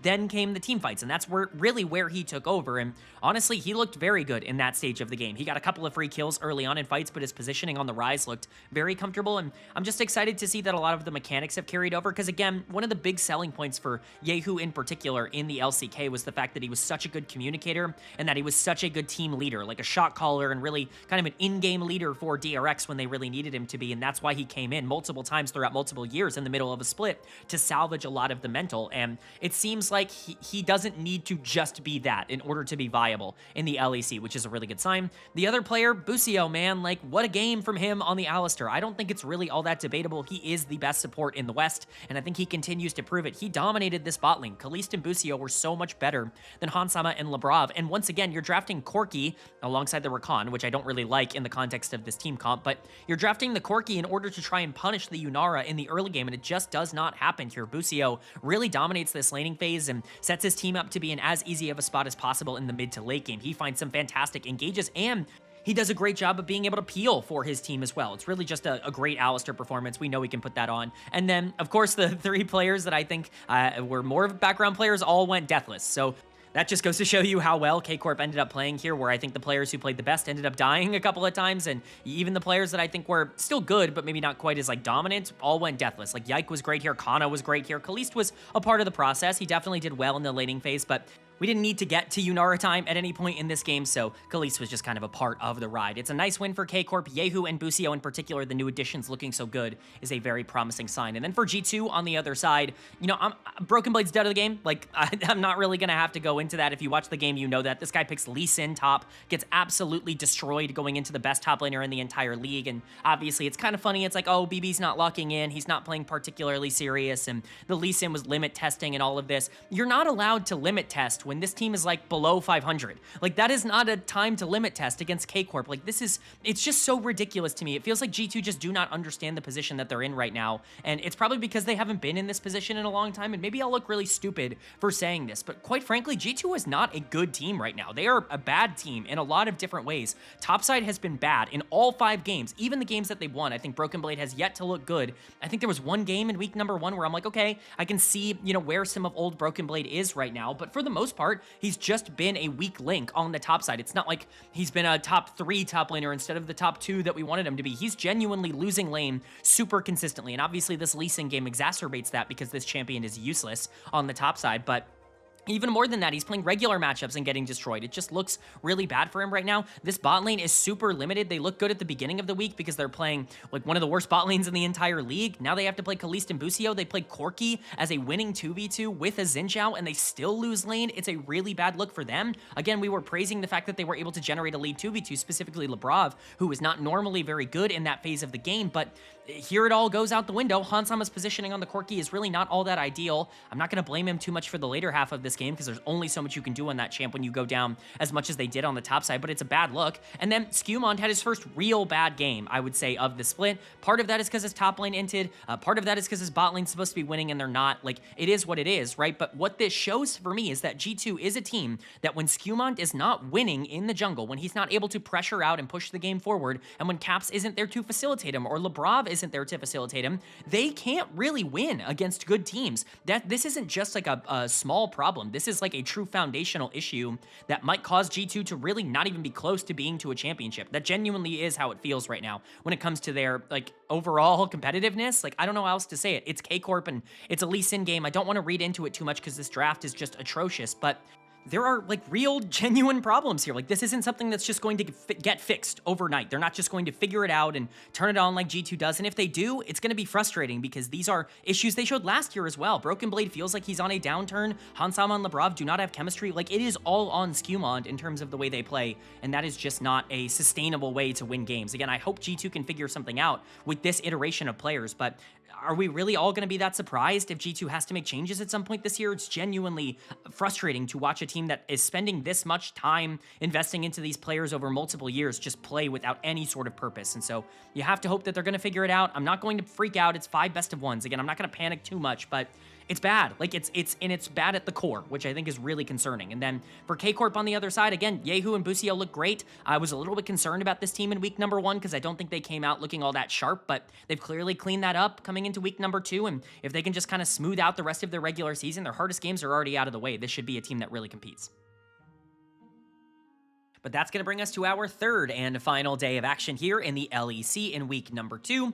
And kicking off day number 3 was a matchup between SK Gaming and Corp Blue, where SK Gaming are able to pick up the big victory. They needed this. They needed to not go 0-3, but this is not the matchup that you need to be like, oh my goodness, we finally played well. Wunder popped off. Yopa looks really good. Leader and Mickey actually had some connection. Skeens went deathless. Like, there were a lot of good takeaways from this one, but at the end of the day, It's against Corp Blue. Like, it's one of the two teams that shouldn't even really be in the league. If you were losing this game, that would be even more concerning. There really should not be a time where one of these, provisional teams ends up beating an LEC team. We saw a little bit earlier, Los Ratones pick up the win over Heretics, but that really shouldn't be happening to anybody right now at the LEC level. So, of course, SK coming out here and picking up the victory was kind of essential for them, but for KCB, I think a lot of people are starting to be like, ah, man, what happened to the feisty Corp Blue that we had in the first couple of games? Well, I think talent caught up with them, and I hate to say that, but sometimes it's just really hard to play at the tier 1 level, and it feels like they have kind of crashed back down to earth. So we'll go ahead and talk about it here. Player of the game is pretty obviously going to go to Wunder on the top side. I don't think really anybody is going to be arguing this. He absolutely decimated KCB in this particular game, and that's a good sign. We've seen Wunder play well already this year. Their win over Fnatic, Wunder was excellent in, and he continues to look very good on the Rumble. It's not really one of those things where I want to take too much from it. Do I think that Wunder can be a solid player if he were on a better team in a better circumstance? Yeah, I probably think that it could be a bit of a different narrative. We've seen in some of their losses that he's definitely been the most consistent player, we'll just say, on the roster, but he is not like a game breaker. He just needs resources to go his way, and then he can open things up. Tao has obviously been okay. I would say certainly better than expectation so far at the tier 1 level, but he's not somebody that I'm willing to go, oh, Wunder beat him. Now all of a sudden Wunder's like an excellent player. I think he's probably a top 6 or 7 top laner in the league. That is a good sign. Like, he deserves to be on a tier 1 team. I think, we'll see how he plays the rest of the year, but if he's your best player, I do think you're in a bit of trouble. I will say Yoppa also looked very good here, and Wunder and Yoppa are really the interesting pieces on SK. It's really sad to say that because obviously, Skeens had a couple of nice games at the end of last year. I was really pushing back on a lot of the hype for him at the beginning of the year, but I was still kind of hopeful that you were going to get something out of him in the jungle, and that's really not been the case super consistently. He was good in this game. I don't want to take that away from him. Yukino had a pretty rough one on the Jarvan, but Leader and Mickey have obviously had their own struggles.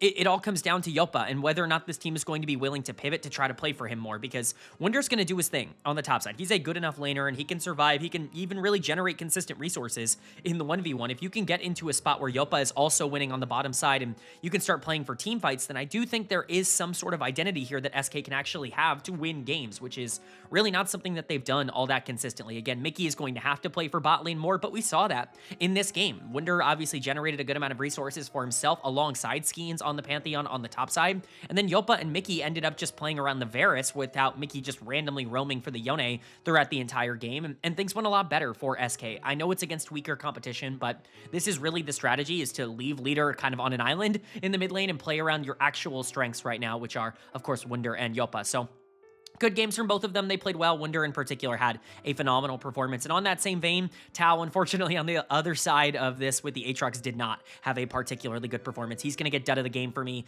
I think this is kind of up for debate. You could theoretically give this to Yukino. I considered Kamalu for this as well, which we will talk about. But I do think Tao was probably the weakest player on KCB, just was not on the same level as Wunder in terms of the laning phase. And Aatrox is one of those picks that you really need to succeed on going into something like Rumble in order to make it worthwhile. Honestly, really, I'm shocked. The thing I'm most shocked by in terms of the LEC's meta read is that they feel it's worth it to give over Rumble. We've seen the Rumble and the Cassante matchup over and over and over again here today, but what that, kind of dedicates is the idea that Rumble is like a non-ban worthy pick, something that you can let through the draft process, and that's something I don't particularly agree with. Things like Aatrox, they're not the counters that you think they are in the later part of the game. Aatrox has a really good laning phase early on if you can get him into the right spots, but Rumble basically neutralizes all of that, and then he is going to be more useful, and he's certainly much easier to execute on in the late game. So Tao really struggling in a matchup that I think is ill-advised in the first place from a team that really needs to try and eliminate as many of the easy options from SK as possible. But Yukino as well really struggled this week. He started out incredibly hot in week number 1, even when the team wasn't doing particularly well. Unfortunately, it did get worse in week number 2. You kind of expected that. Again, I'm not sitting here saying Yukino is not a tier 1 caliber player, but when you're playing with a bunch of non-tier 1 caliber players, it can sometimes be tough to, continue to be an aggressive jungler like Jarvan and really make plays around the map. Hazel and Prime, I think we're fine. Again, Hazel, I think, had an interesting week outside of day number 2. Day number 3 was definitely better for him here. Prime, I think, had some interesting things in week 1, but he definitely went down in quality, I would say, in week number 2. Kamalu also, I mean, you're going into leader. Like, if there was ever a matchup that he was going to be able to win or survive in, it should be this one, and it just did not end up happening on the Azir. So, a lot of frustrating, bits and bobs to go around for KCB, but quite frankly, if they're not one of the weaker teams in the league, something has gone wrong. Them losing this matchup should have happened. I just think with the way that SK has been playing, it was up for debate, and that's more of a negative to SK than it is a positive to KCB. They are able to avoid disaster and pick up the win here, but there's still a lot of things that this team needs to work on. Then moving on to our second game of day number 3, and another big upset here as we saw Shifters taking on Los Ratones, and Los Ratones LR pick up their second win of the week. They go to 2-4 after their first 6 games, and you know what? It absolutely could be worse. This team is very much in striking distance right now of making the playoffs, which is genuinely unbelievable with the way that they started. They were the only team to not get a win in week number 1, but this game in particular is ginormous for their success chances moving forward. The fact that they can lose to Corp Blue and still be able to pick up 2 more wins against actual LEC teams is genuinely astounding. Shifters have to be embarrassed by this outcome because there's just no way that this is possible. There's no way they can allow something like this to happen, but yet here we are. Shifters are sitting here after looking great in week number 1, also sitting at 2-4, going 0-3 in week number 2. Just unbelievable, and especially with the lead they were able to generate in this game, about a 7k gold lead. They draft entirely for early game with Nidalee, Vi, Talia, Lucian. You have no way to deal damage in the late game unless your Lucian is Omega fed, and Los Ratones end up really capitalizing. But who is the player that just continues to push the game forward? It's Nemesis. This guy is actually just playing out of his mind right now for LR. And that's really exciting. Again, Nemesis is a player that I think a lot of people have had, you know, thoughts and we'll just say discussions about in terms of like tier 1 capabilities over the past couple of years, because his time on Fnatic was so, you know, indecisive in terms of just where he was at. Like there were a lot of moments where he was excellent. There were also moments where he was up and down, right? Like I compared him a lot to Humanoid in terms of the way that their Fnatic tenures went. I'm sure that a lot of people on here would disagree with that. It's been a long enough time where I'm sure people have kind of had different opinions and changed their minds and all of this stuff. You know, I'm not going to go back and try and, you know, fully analyze 6 years ago now because, you know, it's been quite a bit of time, but Nemesis is clearly still a tier 1 player in terms of the raw mechanics and the ability to, you know, capitalize in the late game. Like he is actively winning them games with his positioning and his aggression, quite frankly, his damage coming out on the rise. My big question is, can he have the same kind of impact on other champions? Right now, he is looking fantastic on the rise, but both games that they were able to dominate and that he was able to really push forward on were on the rise. He was still very good in week number 1 as well when he was on some other things, but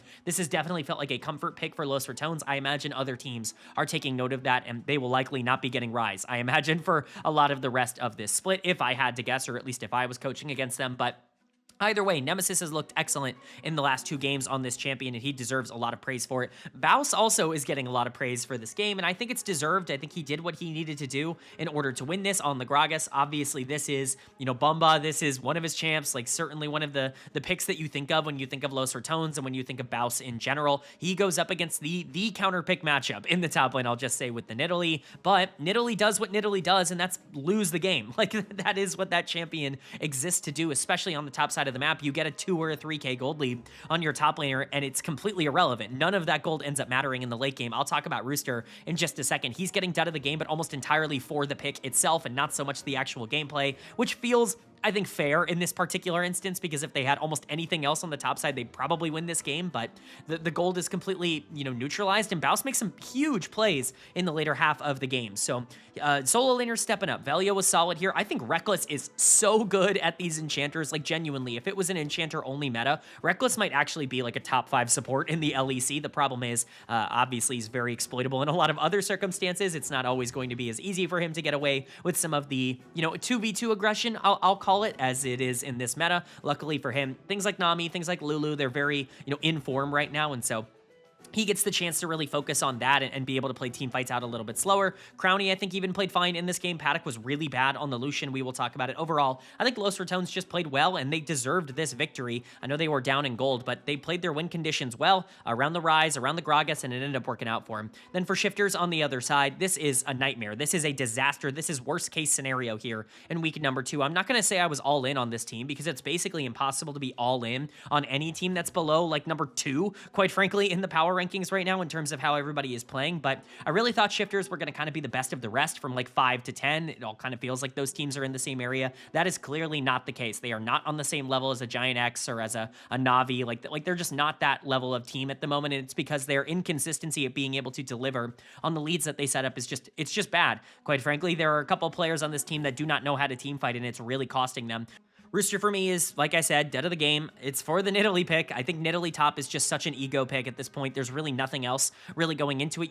You're there to take out the enemy top laner, and when the enemy top laner has a bunch of CC abilities that are generally going to scale well, basically no matter what is even the point? Like, you gain this gold lead on the top side, but the gold is going to Nidalee, who cannot utilize it in the late game unless you're like a master at hitting spears, or you're just going the like healer route. In that case, what is the point of drafting Nidalee? At that point, just play like Soraka top or something ridiculous like that. You know, but the point still stands. This champion does really nothing late game, and your early game, again, is only there to shut down the enemy top laner, which you can't really do onto Gragas, who's going to scale naturally. So I hate this pick. I think Rooster played it fine. He got his gold lead, and then he did nothing with it in the late game. It's just a complete waste of time. I understand the idea of wanting to punish Baus, who has been probably the worst laner in the entire league so far this year in terms of just 1v1 ability. We've seen what happens when teams like counterpick him and put him in bad matchups. The Gnar is banned for a reason, but this is not the way to do it. The worry about Baus is that he's losing in matchups where it's like, oh, he's losing to Gnar, who's not falling off in the late game. You need that gold to go somewhere, and the gold going on to Nidalee was just not valuable. Bukata and Paddock continue to be underwhelming. Bukata's just not a good jungler. I mean, losing to Velia is a problem. I don't mean to say that in like a hugely negative way to Velia. He's clearly feeling a lot better after the first couple of days. The nerves, I think, are starting to subside, and I think that win really helped calm a lot of this team's nerves, but Bukata should not be losing to a player of this caliber with the way that he played at the end of last year and at the beginning of this year. It's just not acceptable. Bukata does not look like an LEC caliber jungler right now. And Paddock, I think, also was super underwhelming this week. This guy is supposed to be this big aggro mechanical player coming over from the LCK, as I've talked about for a very long time. You know, I was praising him in week number 1 because it felt like he was able to control himself a little more, but that's because we were still seeing him dominate in team fights. This week, it just felt like he was not trying. Like, it feels like he's taken his bag to come over here and just kind of play games, which is frustrating because I think Trimby is playing well, and I think Nuke in particular is playing well in the mid lane, but the rest of the team is just not cooperating. Shifters are going to plummet down the power rankings. You can be sure of that. But Los Ratones, they look really good. What do I think this means for their playoff hopes? Well, you know, being a bit of an LEC like believer, I would hope that they're not able to make the playoffs, and that's not because I don't like LR, but just more like you would hope that the provisional teams aren't better than the other LEC teams. But for now, they've gotten, you know, some of the harder, I want to say, games out of the way, and, you know, they actually have some winnable games left on their schedule, so it'll be interesting to see how it goes from there. Then moving on to our third game of day number 3, and it's another pretty enlightening one, I'll say. It's Team Vitality taking on Fnatic, and Fnatic is going to pick up the victory. The reason I was kind of excited for this is, of course, it's Humanoid versus Fnatic, and that is always going to be an interesting proposition, especially considering this is the first time he is playing Fnatic since leaving Fnatic, and unfortunately for Humanoid, it does not quite go his way. This was a destruction. Fnatic is absolutely better than the middle of the pack in the LEC right now. I know that there was some debate about that last video, but there certainly isn't anymore. I don't think they're a part of the upper 3, although I gotta be honest, man, Fnatic has looked better than G2 so far this split from a completeness perspective, but I don't expect that they will continue to be that. Like, I think G2 is going to figure themselves out enough to get 3rd or 2nd or something like that, but Fnatic genuinely kind of looks okay. I think their rookies are coming along, and Pyros is really the only straggler, we'll just say, that's trying to catch up. Vladi at times needs to be a little bit quicker, but I think the core of Razork, Upset, and Lospa have all looked incredibly good for Fnatic, and that's really exciting. Upset for me is going to get player of the game here. He got multiple of these in week number 1 as well. I think Upset has somehow become underrated as a player. I think we just have overlooked him. You know, he is really interesting in terms of his career arc because this is somebody that felt like he was kind of on his way out of the league when he was on Vitality and then obviously on K-Corp. Really didn't feel like it was on the up and up. Felt like a lot of the peaks of what we were expecting and considering out of Upset were kind of behind him, but he rejoins Fnatic here, something that I thought was never going to happen after how bad the ending between him and the organization ended up being the last time around, and he's had some of the best years of his entire career in the last 2 years. He's just been excellent for this team. He's been able to, you know, really push them forward, been an MVP candidate. He has been awesome, and he continues to look great on Kai'Sa here.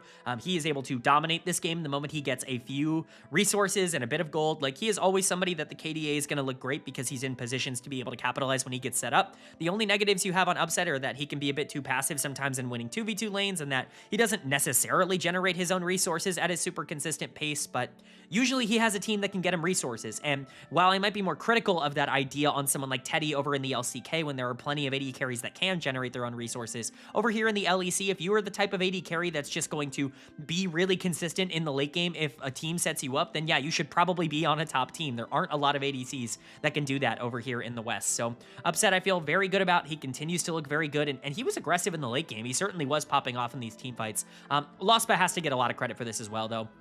As much as I love Upset, and as much as I can hype him up and talk about how he's been playing well and how he was really good last year as well, like, Lospa was the one getting him resources. That's what I said. Upset's not great at generating them on his own. Lospa has to be there to make sure that this Kai'Sa is super fed, and that's exactly what he did. Multiple fantastic hooks and engages and disengages as well coming in from him. Again, it's just the combination of both peel and engage that ends up making you really effective on these tank engagers. We saw that out of Busio earlier this week on the Alistar. Not quite out of Fleshy in this particular game, but Lospa was excellent. The bot lane continuing to look great. Razork, I think, has started off the split strong. We'll talk about Linsauce in a second. Not a great game from him, but Razork I thought looked solid. Vladi kind of locked in here. I think he was playing with the rest of the team well. And Imperios is there on the top side. He was doing okay. He was losing in the 1v1, but you just want him to survive, right? Like, his goal right now is to be the weak link of a team that can generally compete near top 3, and I think that that's possible for a team like Fnatic, which I think is really nice to say. And then for Vitality on the other side, I see some weird comments that I do kind of want to address about Linsauce. I see a lot of people being like, can we finally admit the Linsauce experiment is over? I'm really not on board with that idea, because it just feels like it ignores a lot of the end of last year where he took a lot of strides, where he got a lot better for this Vitality team. I think people just kind of forget that happened because it started so bad, and it's also not looking so good at the start of this split. But let's not pretend like Linsauce is the only problem on this team. Carzzy and Fleshy were not very good here. Fleshy has not been great in their losses. Humanoid is the most volatile mid in the entire game right now, and having to play with him, I'm sure, does not increase his consistency. Let's not pretend like Linsauce is entirely responsible for how things have started for Vitality, and to talk about the Linsauce experiment being over like we have like a true conclusive result, or that, you know, last year wasn't positive, like, generally considering how he started on Vitality. I think that is just not something I agree with. I think generally, I still feel okay about Linsauce. I don't think he started out incredible, but I also don't think he's been, like, the problem on the team this split. I think that there are things that go a bit deeper. Like, if they wanted to move on and get someone else, I'm sure that there are other options out there that would be, at the very least, equal in terms of upside or interests. But, like, this is a guy who's been a mid-level jungler at this level before. Like, he was probably the 6th or 7th best jungler in the league last year, and I think that that's okay for a Vitality team that, like, when you look around, like, where are you getting the upgrade from? You know, where is that going to be? Like, bringing Yukino in here would obviously be super interesting, but I would never wish Yukino upon, you know, Humanoid and Carzzy. I'm sorry, I would never wish Humanoid and Carzzy upon Yukino. That's more of what I mean. So, you know, for Vitality, I think it's fine. Like, Linsauce is okay. I think he just had a really bad game here on the Jarvan, where Razork was just in a better spot. It's not like the rest of the team didn't get run over. Carzzy and Fleshy were not nearly as good as Upset and Luspa in this game. Nautilus was finding hook after hook on both the Jarvan and the Yunara in this game. Humanoid, not nearly as good as Vladi. This really wasn't his fault. This is the first time I think Vitality has lost this year, and Humanoid has not gotten dead of the game for it, so that's pretty fun. And Knock is definitely the best player on this team. There's only so much he can do, but unfortunately for Vitality, they are who they are. They're not a team that's going to be particularly competitive unless they get a big result from their more feast or famine players. And for Fnatic, they are definitely better than a lot of the mid-table teams. Do I know if they can compete for the upper echelon this year?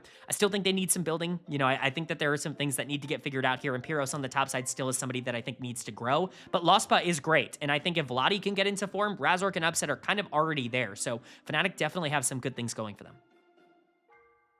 But then moving on to game number 4 of day number 3, and game 4 was again, predictable outcome, but interesting on how we got there. It was Team Heretics taking on G2 Esports, and G2 is going to pick up the win here. They are going to keep themselves above, or I guess at 500 in terms of how their record is playing out. I'm still not a fan of the way this team is playing the game, but you know what? Team Heretics fixes every woe right now. Even for Los Ratones, they seem to get them back on track, so maybe this is just what G2 needed. A matchup against the worst team in the league, maybe right now, maybe outside of Corp Blue, to really right their ship. Heretics just look completely lost on the Rift. I really thought this team was going to do better. I thought they upgraded in the offseason. Players like Trayson, I was really excited about getting Sheo back and pairing him back with Ice from their BDS days. I thought was really interesting. Saren, I thought would bring you a higher floor in the mid lane. None of that has happened. All of it has been bad for Team Heretics across this year. Somehow they still have 2 wins because it's the LEC, and that's just how things go, but this is not a good team, unfortunately, for Heretics fans. We'll go ahead and talk about it here. Player of the game for me on G2 side, side is once again going to go to Skewmond. Some people might see this as a robbery for Caps, but I think Caps was effective on the map because the Aatrox was unkillable. And the Aatrox was partially unkillable because of the Orianna. I'm not going to try and pretend like it was not a symbiotic relationship, but there's no way you can watch the final fights of these games and tell me that Aatrox was not the most relevant champion on the Rift. It just, that Aatrox, man, it's looking good. It's kind of like Dr. Mundo, which we saw on the other side of this matchup, and, you know, something that has really dominated the West, and especially the LEC in the jungle over the past couple of years. Kind of does a similar thing where it's just like hard to kill and you get so many resources in the jungle and it's really hard to kind of shut it down in the early game before it gets to its big power spike. But what Aatrox has is mobility, and I think that that is a big problem for a lot of teams because these bruisers, they just blow through a lot of Western teams. Like it just is, it's crazy to see the meta develop here. I think Aatrox is a strong pick even over in like the LCK and the LPL. I think it's incredibly underplayed, as I've talked about on this channel. I think when we've seen it in the LPL, it's looked incredibly good, or I think Kanavi was spamming it for Hanwha Life in their wins over in the LCK, but you just get way more opportunity to play it here in Europe, and they're obviously benefiting from it. Rylek has been the main guy, but Skewmond playing it here and looking great. I still think Skew is very clearly the best player on G2 right now, which is an insane thing to say. I did not think I would be saying that going into the year, but it's clear he's a top 3 jungler and he's playing excellent for this team right now. Really, really happy to see that leap kind of land for Skewmond. I was curious to see what we were going to get out of him in 2026. He really is like the guy on the team right now because nobody else is playing consistent. Caps has easily his best game of the entire split up until this point, which is a really encouraging thing to see on the Orianna. Saren has kind of done this with a lot of people over the course of this week, so I'm not going to sit here and pretend like, oh man, Caps destroyed Saren and now things are looking up and he's going to be the MVP again. Like, I would love for that to be the case, and I do have a lot of faith that Caps is going to be able to figure it out. The jungle mid is not my concern here for G2, but they were the best in this game and they continue to be really positive. Broken Blade goes deathless. That is always a good sign. Trayson has really underperformed so far, with the exception of, I believe, the final game in week number 1. Trayson's just not really looked particularly good on the top side of the map. A lot of those mechanics that I compared to Knock Knocko have not really come through at all, and Broken Blade was able to survive in this particular matchup, which is obviously super important for Broken Blade, who's just not been very good across this split. And then Hansama and Labrav, I'm not going to sit here and talk about Jhin. I do think when you draft Mundo, Azir, Gwen, you're not setting up for Jhin. I certainly think that that's the direction. We'll talk about that. But Hansama and Labrav at least had a laning phase that they could do well in. And even if Labrav and Hans were definitely the ones getting caught more than the rest of the team, almost all of their deaths were fine enough. And Hans did a lot of damage in the team fights, which is encouraging. I know I'm a bit of a hater of this bot lane, but I don't know, man. Skewmond is really doing a lot for this team right now, and Caps, I think, really stepped up in this game. But for Heretics on the other side, what are we doing, man? What are we picking Jhin for in this comp? Ice is like a hyper carry player. That's what he does. He plays hyper carries. He plays Aphelios, he plays Jinx, he plays Kai'Sa. That is what you Yunara. That is what you draft for him. And then you have the gall to go and pick Gwen, Mundo, Azir, to have this like unbelievable front-to-back teamfight comp that can play side lanes and can push out without a hyper carry. With a Jhin as an ADC, I get the idea that you already feel like you have your carries on this comp with the Gwen and the Azir, but it just doesn't fit you stylistically. It feels like you kind of ran into a wall in the middle of draft for no reason, and you really got punished for it. This Jhin has looked bad this year. I like this champion, and I've always been a Jhin defender in pro play because I think he's useful more than just he gets credit for, right? Like, this champion can do damage. Like, I hate this idea that Jhin is not somebody that can carry games under the right circumstances. He's still a marksman after all, but this is not the pick here, and it's certainly not the pick for someone in Ice who's just not a very good laner. So he's getting dead of the game, just not a particularly good look for him, and a bad draft in general. Saren looks really bad in the mid lane. I don't know what happened, man, but like the tape that we saw at the tier 2 level, it's just not translating. Like he looks terrible. He looks like he cannot compete at this level. Maybe there's some sort of curse or voodoo on Heretics mid laners, whether it be like Camelou last year or VTO or whoever the year before. Like it's all just bad. Like they have not been able to land on a mid laner in a while. Again, Trayson I think has really underperformed. Carlson was definitely better last year in terms of how he was performing. And Stend I think had a bad game in this one as well. Not that he could do much. Sheo's just along for the ride. He's also kind of been very slow and not very good this year. Heretics just look very lost. I do believe they are the worst team in the LEC of like the actual LEC teams. They're probably better than you would imagine the 2 provisional teams, but they already lost to Los Ratones this week. So how much lower can you actually go? For G2 on the other side, Skewmond is dragging this team right now. Caps is doing a good job of at least catching up. Broken Blade, Hans, Labrav, they looked good in this game, but I need more than one game against Team Heretics to, tell me that these problems are fixed. Hopefully this is the confidence booster they needed because we've been waiting for them to look like this all split long. Then moving on to our 5th game of day number 3, and this was a really interesting one with how things have gone so far this week. It was Na'Vi taking on Corp, and Corp are going to pick up the victory. Na'Vi might be strong, but they're not quite at this level yet, and Corp kind of makes sure that they know that, because this was definitely a dominant victory. This was not particularly close. Rylek even got his Aatrox jungle that has looked so good for both him and many other teams so far this week, but they do not quite have the power to overcome what is the mechanical difference, especially in their solo lanes that end up really pushing them forward. What a game from Kana, who is going to get player of the game on the Mbessa. He's in a counter pick matchup. I mean, you can talk about how there are ways to be able to abuse this and how it's not all that bad for Mbessa, but it's Mbessa into Poppy. I mean, this is not an easy matchup for anybody to play in the world. Like, this is definitely going to be rough, and Mainter, I think, was okay. We'll talk about some of the big mistakes that he ended up making when we talk about his side. I don't think it was necessarily his fault that he ended up getting gapped. I think it more so just has to do with the fact that Kana is so far and away the best top laner in Europe that it's not particularly close. I do still believe he is easily the best top laner in the West. I don't really think there's any sort of conversation about it right now. Like, this guy is just on fire. He's playing better than he did at times on like teams like T1 or, you know, even during his times in the LCK. He wasn't always playing at this level, right? Like, he's dominating games as a main carry, and I get it. Like, I want to clarify, like, he's playing against a lower level of competition. Let's not pretend like going up against LCK top laners regularly is the same as going up against LEC top laners regularly, but it's that killer instinct, and it's the willingness to go out there and generate your own leads while also, you know, capitalizing on those leads in the late game, that he didn't really have that mentality in the LCK. I think having agency here in the LEC has really unlocked, like, the best version of Kana, and we were talking about that a lot last year, but I'm glad to see that that is carried over. He hasn't been, like, the MVP frontrunner in the same way that he was for me in 2025 so far. He's still been very good, and he very well might get there by the end of the regular season, because he's not super out of the running in terms of being, like, you know, up there. He's been the best top laner in the LEC. He just kind of needs to start dominating games more, but Kana is still excellent. Like, there's really not a lot to complain about when it comes to him as a player. He doesn't really do anything at a below phenomenal level. I do want to give a big shout out to Yehu as well, though. What a week for Yehu. I think he really kind of came into his own here in week number 2. He got a lot more opportunity, I think, to win lane and really push the game forward.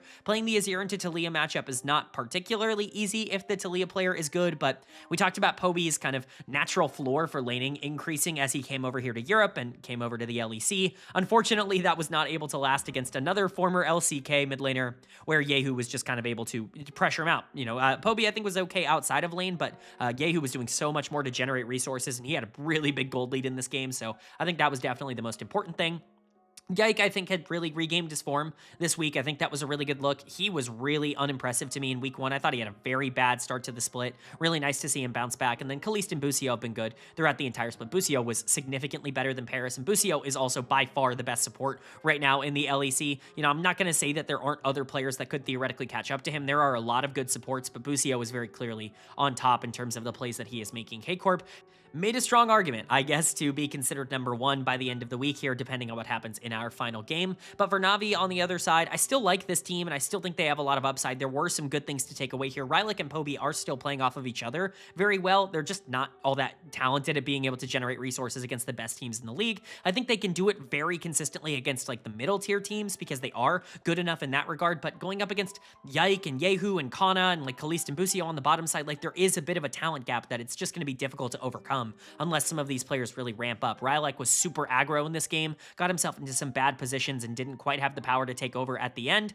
Again, Poby I thought was pretty good out of lane, but was not particularly good in lane, and then everybody else just was really, really gapped. Even Poby, I think, was pretty heavily gapped here. Mainter obviously was not nearly good enough on the top side. He gets a counterpick matchup with the Poppy into the Mbessa, and he loses it hard. It's not particularly close. It's definitely got to be a bit frustrating for him, but we talked about the fact that he's not a dominant 1v1 player. Like, that was the big thing. The scouting report for me coming in this year was that Mainter was going to take some time to get used to playing against really high-level competition in the top lane, and I think we kind of saw that here. Samdi and Paris, I think, were also quite poor. Whoever you want to give dud of the game to is up to you. I'm giving it to Paris in the support position. I think the Nautilus found multiple hooks that probably didn't need to get landed, and I think the peel this game was really lacking. This guy was also, what, 9 levels down on Kana at one point in this game? Like, I know that's not entirely his fault, but it's just, like, a really bad spot to be in for a Nautilus player and for Paris in general, who I think has had a good start to the split. So for Na'Vi, it's unfortunate. You obviously probably wanted to compete here a little bit more than maybe you had the last couple times you played this team, or at least last year, but not there yet. They're still very good, and they probably are still top 5, but Corp is top 2, bare minimum right now. It really does feel like there's a big 2 in the LEC, and Corp kind of proving with their 3-0 week that they deserve to maybe even be number 1 in that list. But that's going to bring us to our 6th and final game of the week here in week number 2. Always a ridiculously long video. Thank you for sticking with me. We end off with a big one between Movistar KOI and GIANTX, where GIANTX are going to pick up another very big victory. It's really cool to see a couple of the teams in the middle of the standings really kind of pressure out the big dogs. Na'Vi might not have put up the fight that we wanted against Corp, but GIANTX more than delivers here with the victory over the team that had kind of been running the LEC up until this point in Movistar KOI. This is a massive, massive win for GX, and for KOI, this is a bit of a deflating loss. I think especially because of the way that they lost. I think they played fine in this game generally. I'm not going to punish them too much for losing to GX, but this should have been winnable. I think the way that they had, set things up and going up against a Caitlyn Elise, like a Vi, Talia, Caitlyn Elise combo, like you don't really want to be in this position if you're GX going into the late game. You need to make sure you're in the right spot. The gold ended up going onto the right member in the Caitlyn for Noah, and Isma I thought had a great game, and all of a sudden the game is busted wide open and GX end up winning it because they can play around the Caitlyn well. So incredible stuff from them. I want to give them a big shout out. This was not a free win by any means. It's not obviously a draft diff or anything like that. I think they had plenty of ways to lose this game, but also even more than that, Movistar KOI were playing fine. I think Jojo had a great game overall on the Azir. I think Alvaro had some really nice moments on the Lulu to be able to dissuade some pretty important engages. I know Supa is going to get some flack because of, the memes right now and his solo queue rank and everything going on there, but I thought he played fine in this game on the Yunara. He just did not have the opportunity to push the game forward because there was no hard lockdown. There was no hard CC. We'll talk about Mirwin in a second, who just could not find any priority targets throughout this game, but GX just was better. They set up their fights better and they executed in their fights better. And it really just comes down to Noah. All of the gold in the entire game was basically on him. It's like, is Noah going to win this or not for GX? And remember, this was a guy who was talked about as a choker for Fnatic for a long time. Someone who let his nerves get to him and couldn't really function in big moments. Well, here you go. This is a pretty damn big moment for Noah to be able to step up against the team that's kind of looked like the best in the entire league so far this year and really carry them to victory on the Caitlyn. He is the clear choice for player of the game. He was absolutely excellent here. And again, I feel so vindicated. I hate taking so many victory laps, but I really do feel like my primer is aging unbelievably well right now for the LEC, which is to say that yeah, Noah really is that dude. He really is the guy that I hyped him up to be. And of course, June is a big part of that on the Elise in this duo lane, but Noah's the guy. He is potentially a top 2 or a top 3 AD carry right now in Europe. Hell, he could be top 1. If you really wanted to make that argument, I mean, top 1 is Kalist or Upset, right? For me, those are the upper tier guys, and Noah, I don't think is quite on that level, especially in terms of track record, but he's pretty darn close. He certainly can step up and win you games. Supa was number 3 for me. Hansama is number 3 for a lot of other people. I think Noah is better than both of them right now in terms of the way that he is producing really awesome stuff for GX. And if you want to be a believer in this team, if you want to talk about them overachieving and getting better than 5th place, which is what they were constantly last year, it's because this bot lane really is that damn good. Noah and Jun are both able to separate themselves as some of the best players in the entire region. So that is the selling point. If you want a reason to jump on the GX bandwagon, it is those two. And Jun was also great here on the Elise. Again, both of them really needed to play great in order to make this work. But you know who also stepped up here? Isma in the jungle by a lot. And he's really impressed me, I think, throughout this year. I made a pun there and I didn't even mean to. We'll talk about Lot in a second. But Isma was excellent in this game on the Vi. Really nothing other than big kudos to give him in terms of the way he was engaging and creating for the team. He found some fantastic angles in the back end of this game, and this is a guy who's really struggled in the 5v5 team fights throughout his career. I think his mid game was also really solid. He has made a lot of progression. As it turns out, everyone just needs to leave SK Gaming in order to become a good player. It really is the death of your career when you go there, because he has gotten monumentally better ever since going to GIANTX. I think Lot was solid on the top side. We'll get to Mirwin. Jackie's was also there on the Talia. Again, if you want a reason to kind of pump the brakes on GX, it's because I really just do not believe in Jackie's in that kind of way, and Isma can struggle against really good players. But this was Elyoya, probably the best performing jungler, maybe the best performing player in the LEC at the start of this split, and he was still able to perform. So really nice stuff for GX. I mean, their bot lane is just unbelievable, and at this point, there's no way to deny them credit. They were incredible in week 1. Noah was my player of the week there, and he just completely beat the best team in the league, on his own. I'm not going to say it was 1v9 or anything, but he was the main guy, and you got to give him credit for that. And then for KOI on the other side, Mirwin for me is the obvious choice for dead of the game. What was he doing in the late game on this Renekton? What exactly was happening here? I think Renekton is unbelievably strong in the current meta. It's weird to me that the LEC has not picked up on that, although, as I've said multiple times, the LEC is just always behind in terms of their meta read. I don't know what happens in scrims, but everyone else in the world tends to understand when some champions are broken. The LEC is almost always last to get there, and They find a lot of these insular picks that work for them that don't necessarily work globally. Sometimes they do work globally. I think the Dr. Mundo last year was a good example of like an insular LEC pick that ended up really working at Worlds for G2. But where is the Renekton bin? Well, I guess if no one can play Renekton, then maybe we shouldn't, because Mirwin was double E dashing in to instantly die in team fights. And it's like,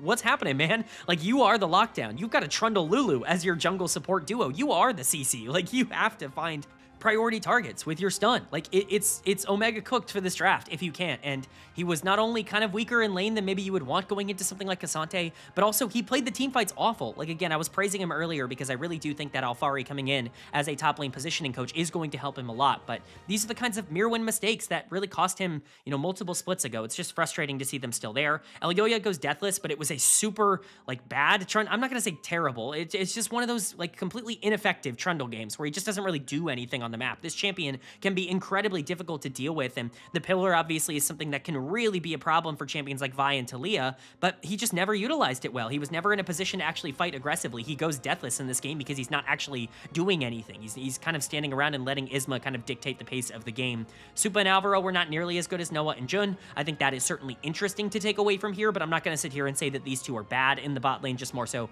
that Noah and Jun were better. They had Caitlyn at least. They had more opportunities to generate their own lead. And then, of course, Jojo was better than Jackie's, but it just didn't really matter. Jojo's had an amazing start to the year. I still believe in Movistar KOI. They're still a top 2 team in the LEC, but their #1 status is definitely in doubt after this game. And for GIANTX, I mean, they are right up there with anybody else for being the best middle of the pack team right now. I'm not going to overreact to this and say that they're going to be able to take down anybody in the LEC. I think they do have a bit of a ceiling because some of their players just aren't quite at that level yet. But you know what? The best players here on GX are actually title worthy, and that's something I just did not expect to say.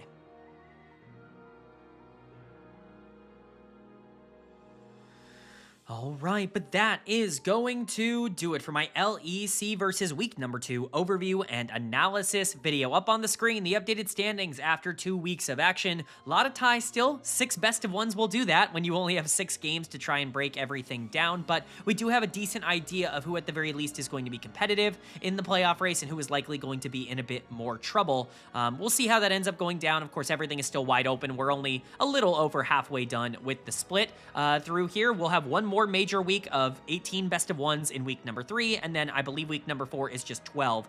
Just the 2 days worth of games. But coming off of week #2, we can kind of take a look at where everybody is standing, and that kind of includes my power rankings, which you can see to the right of every single team. You can see how they have changed from last week to this week right next to each other, and we can kind of go over where everybody is landing. I have a change at the top. Corp is going to retake the #1 spot. KOI is going to move down to #2. If you wanted to keep KOI at #1, I'm really not all that frustrated by it. Again, KOI beat Corp, so you would generally think that they have a pretty big inside track on the #1 spot right now, but they are by far the 2 best teams in the LEC in terms of how things are playing out at the beginning of the year, and I don't really think anybody other than those 2 at the top makes a lot of sense right now. G2 is going to stay at #3 because I do think they're going to figure it out enough to get to 3rd, but honestly, I don't see them on the same level as I see the top 2 teams right now. They need to fix things and get into a better spot, or Skumon just needs to continue popping off in the way that he has across the beginning of this split. Fnatic kind of earned that #4 spot. It was up for debate, I think, at the end of last week. They more than came out and proved that they should keep it. And then a couple of movements in the middle of the power rankings here. GIANTX is going to move up to 5, where Na'Vi is also going to move up to 6. These 2 teams to me are grouped together. They're the 2 best teams in the middle of the pack right now. Whichever order you want to put them in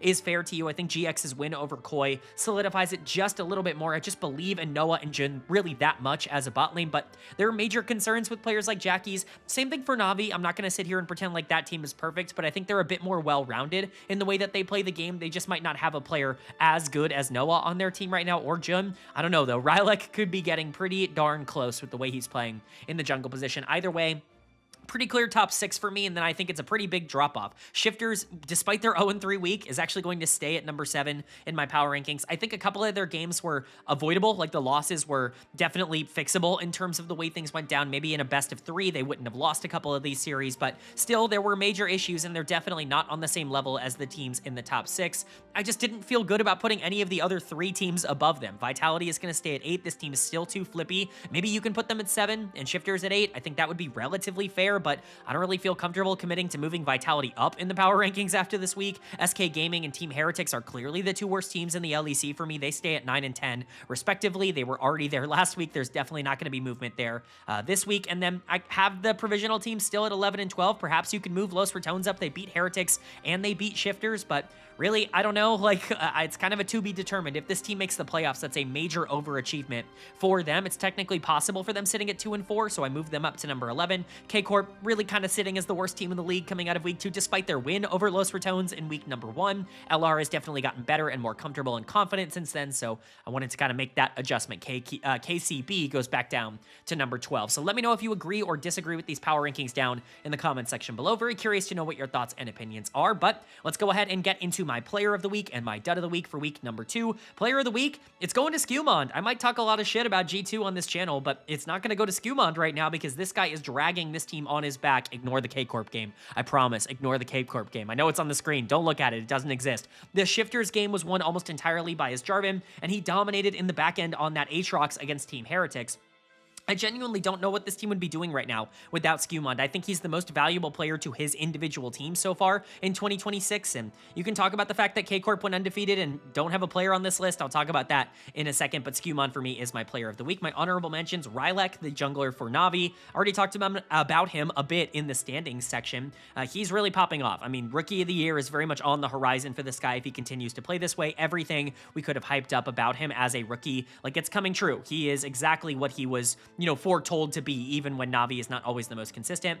And then Nemesis, for me, is going to get an honorable mention for player of the week. I mean, he really was excellent in all 3 of their games. Even their loss on day number 1, he was the only player that was, like, doing anything on the map or trying to win individually in lane. Sometimes it feels like it is a losing battle to try and fight for him to win games for LR, but this week he was able to pick up 2 of them, and they're above 500 in terms of their record on the week. To me, he deserved an honorable mention alongside Rylek. No K-Corp member here, and that's unfortunately just because I think they kind of all democratized each other's chances of getting on here. They were such a good unit that I don't think any one player was necessarily like a standout player. If you wanted Yehu on this list, I definitely considered him the most. He was probably the best player from the team throughout the week. And again, Yehu over Nemesis or Rylek or even Skewmond as player of the week, I think would generally be fair. With this many best of ones, it's kind of up for debate. So those would have been kind of my 4, and I guess I'm giving 3 honorable mentions in that phase. But my dud of the week was also pretty obvious for me. It's going to go to Rooster, the top laner for Shifters. I almost said BDS, but the top laner for Shifters here. He just egoed in the final game, and he was really terrible on day number 2. Like, he needs to play better. A big reason why I was excited about Shifters after week 1 was because Rooster's laning stats lived up to expectations. It looked like he was going to be a top 3 top laner in the LEC. That kind of came crashing down with some major mistakes here in week number 2. I think he will get back on track, but I think he needs to show that that's going to happen sooner rather than later. So Rooster is going to get my dud of the week, and Skewmond is going to get my player of the week. But that's going to do it. I do hope you guys enjoyed. If you did, leave a like. It really does mean a lot to me. Lets me know you guys are enjoying the content, and it does help get this video out to a lot more people, which I'm always very appreciative of. If you are new here, hit the subscribe button. Of course, we're covering the LEC every single week on this channel, hopefully in less than 2 hours next time, but unfortunately, that's just the way that it goes in videos where there's 18 slides to get through. But we're going to be covering every single game every single week as per usual. We also cover the LCS, the LCK, and the LPL every single week on this channel as well. So if you're interested in a comprehensive overview, everything going on in LoL Esports, this is the place for it. Hit subscribe and hit that bell so you can be notified when those videos do go live. But with all that being said, I hope you all are having a great day. I hope you continue to have a great day, and I will see you all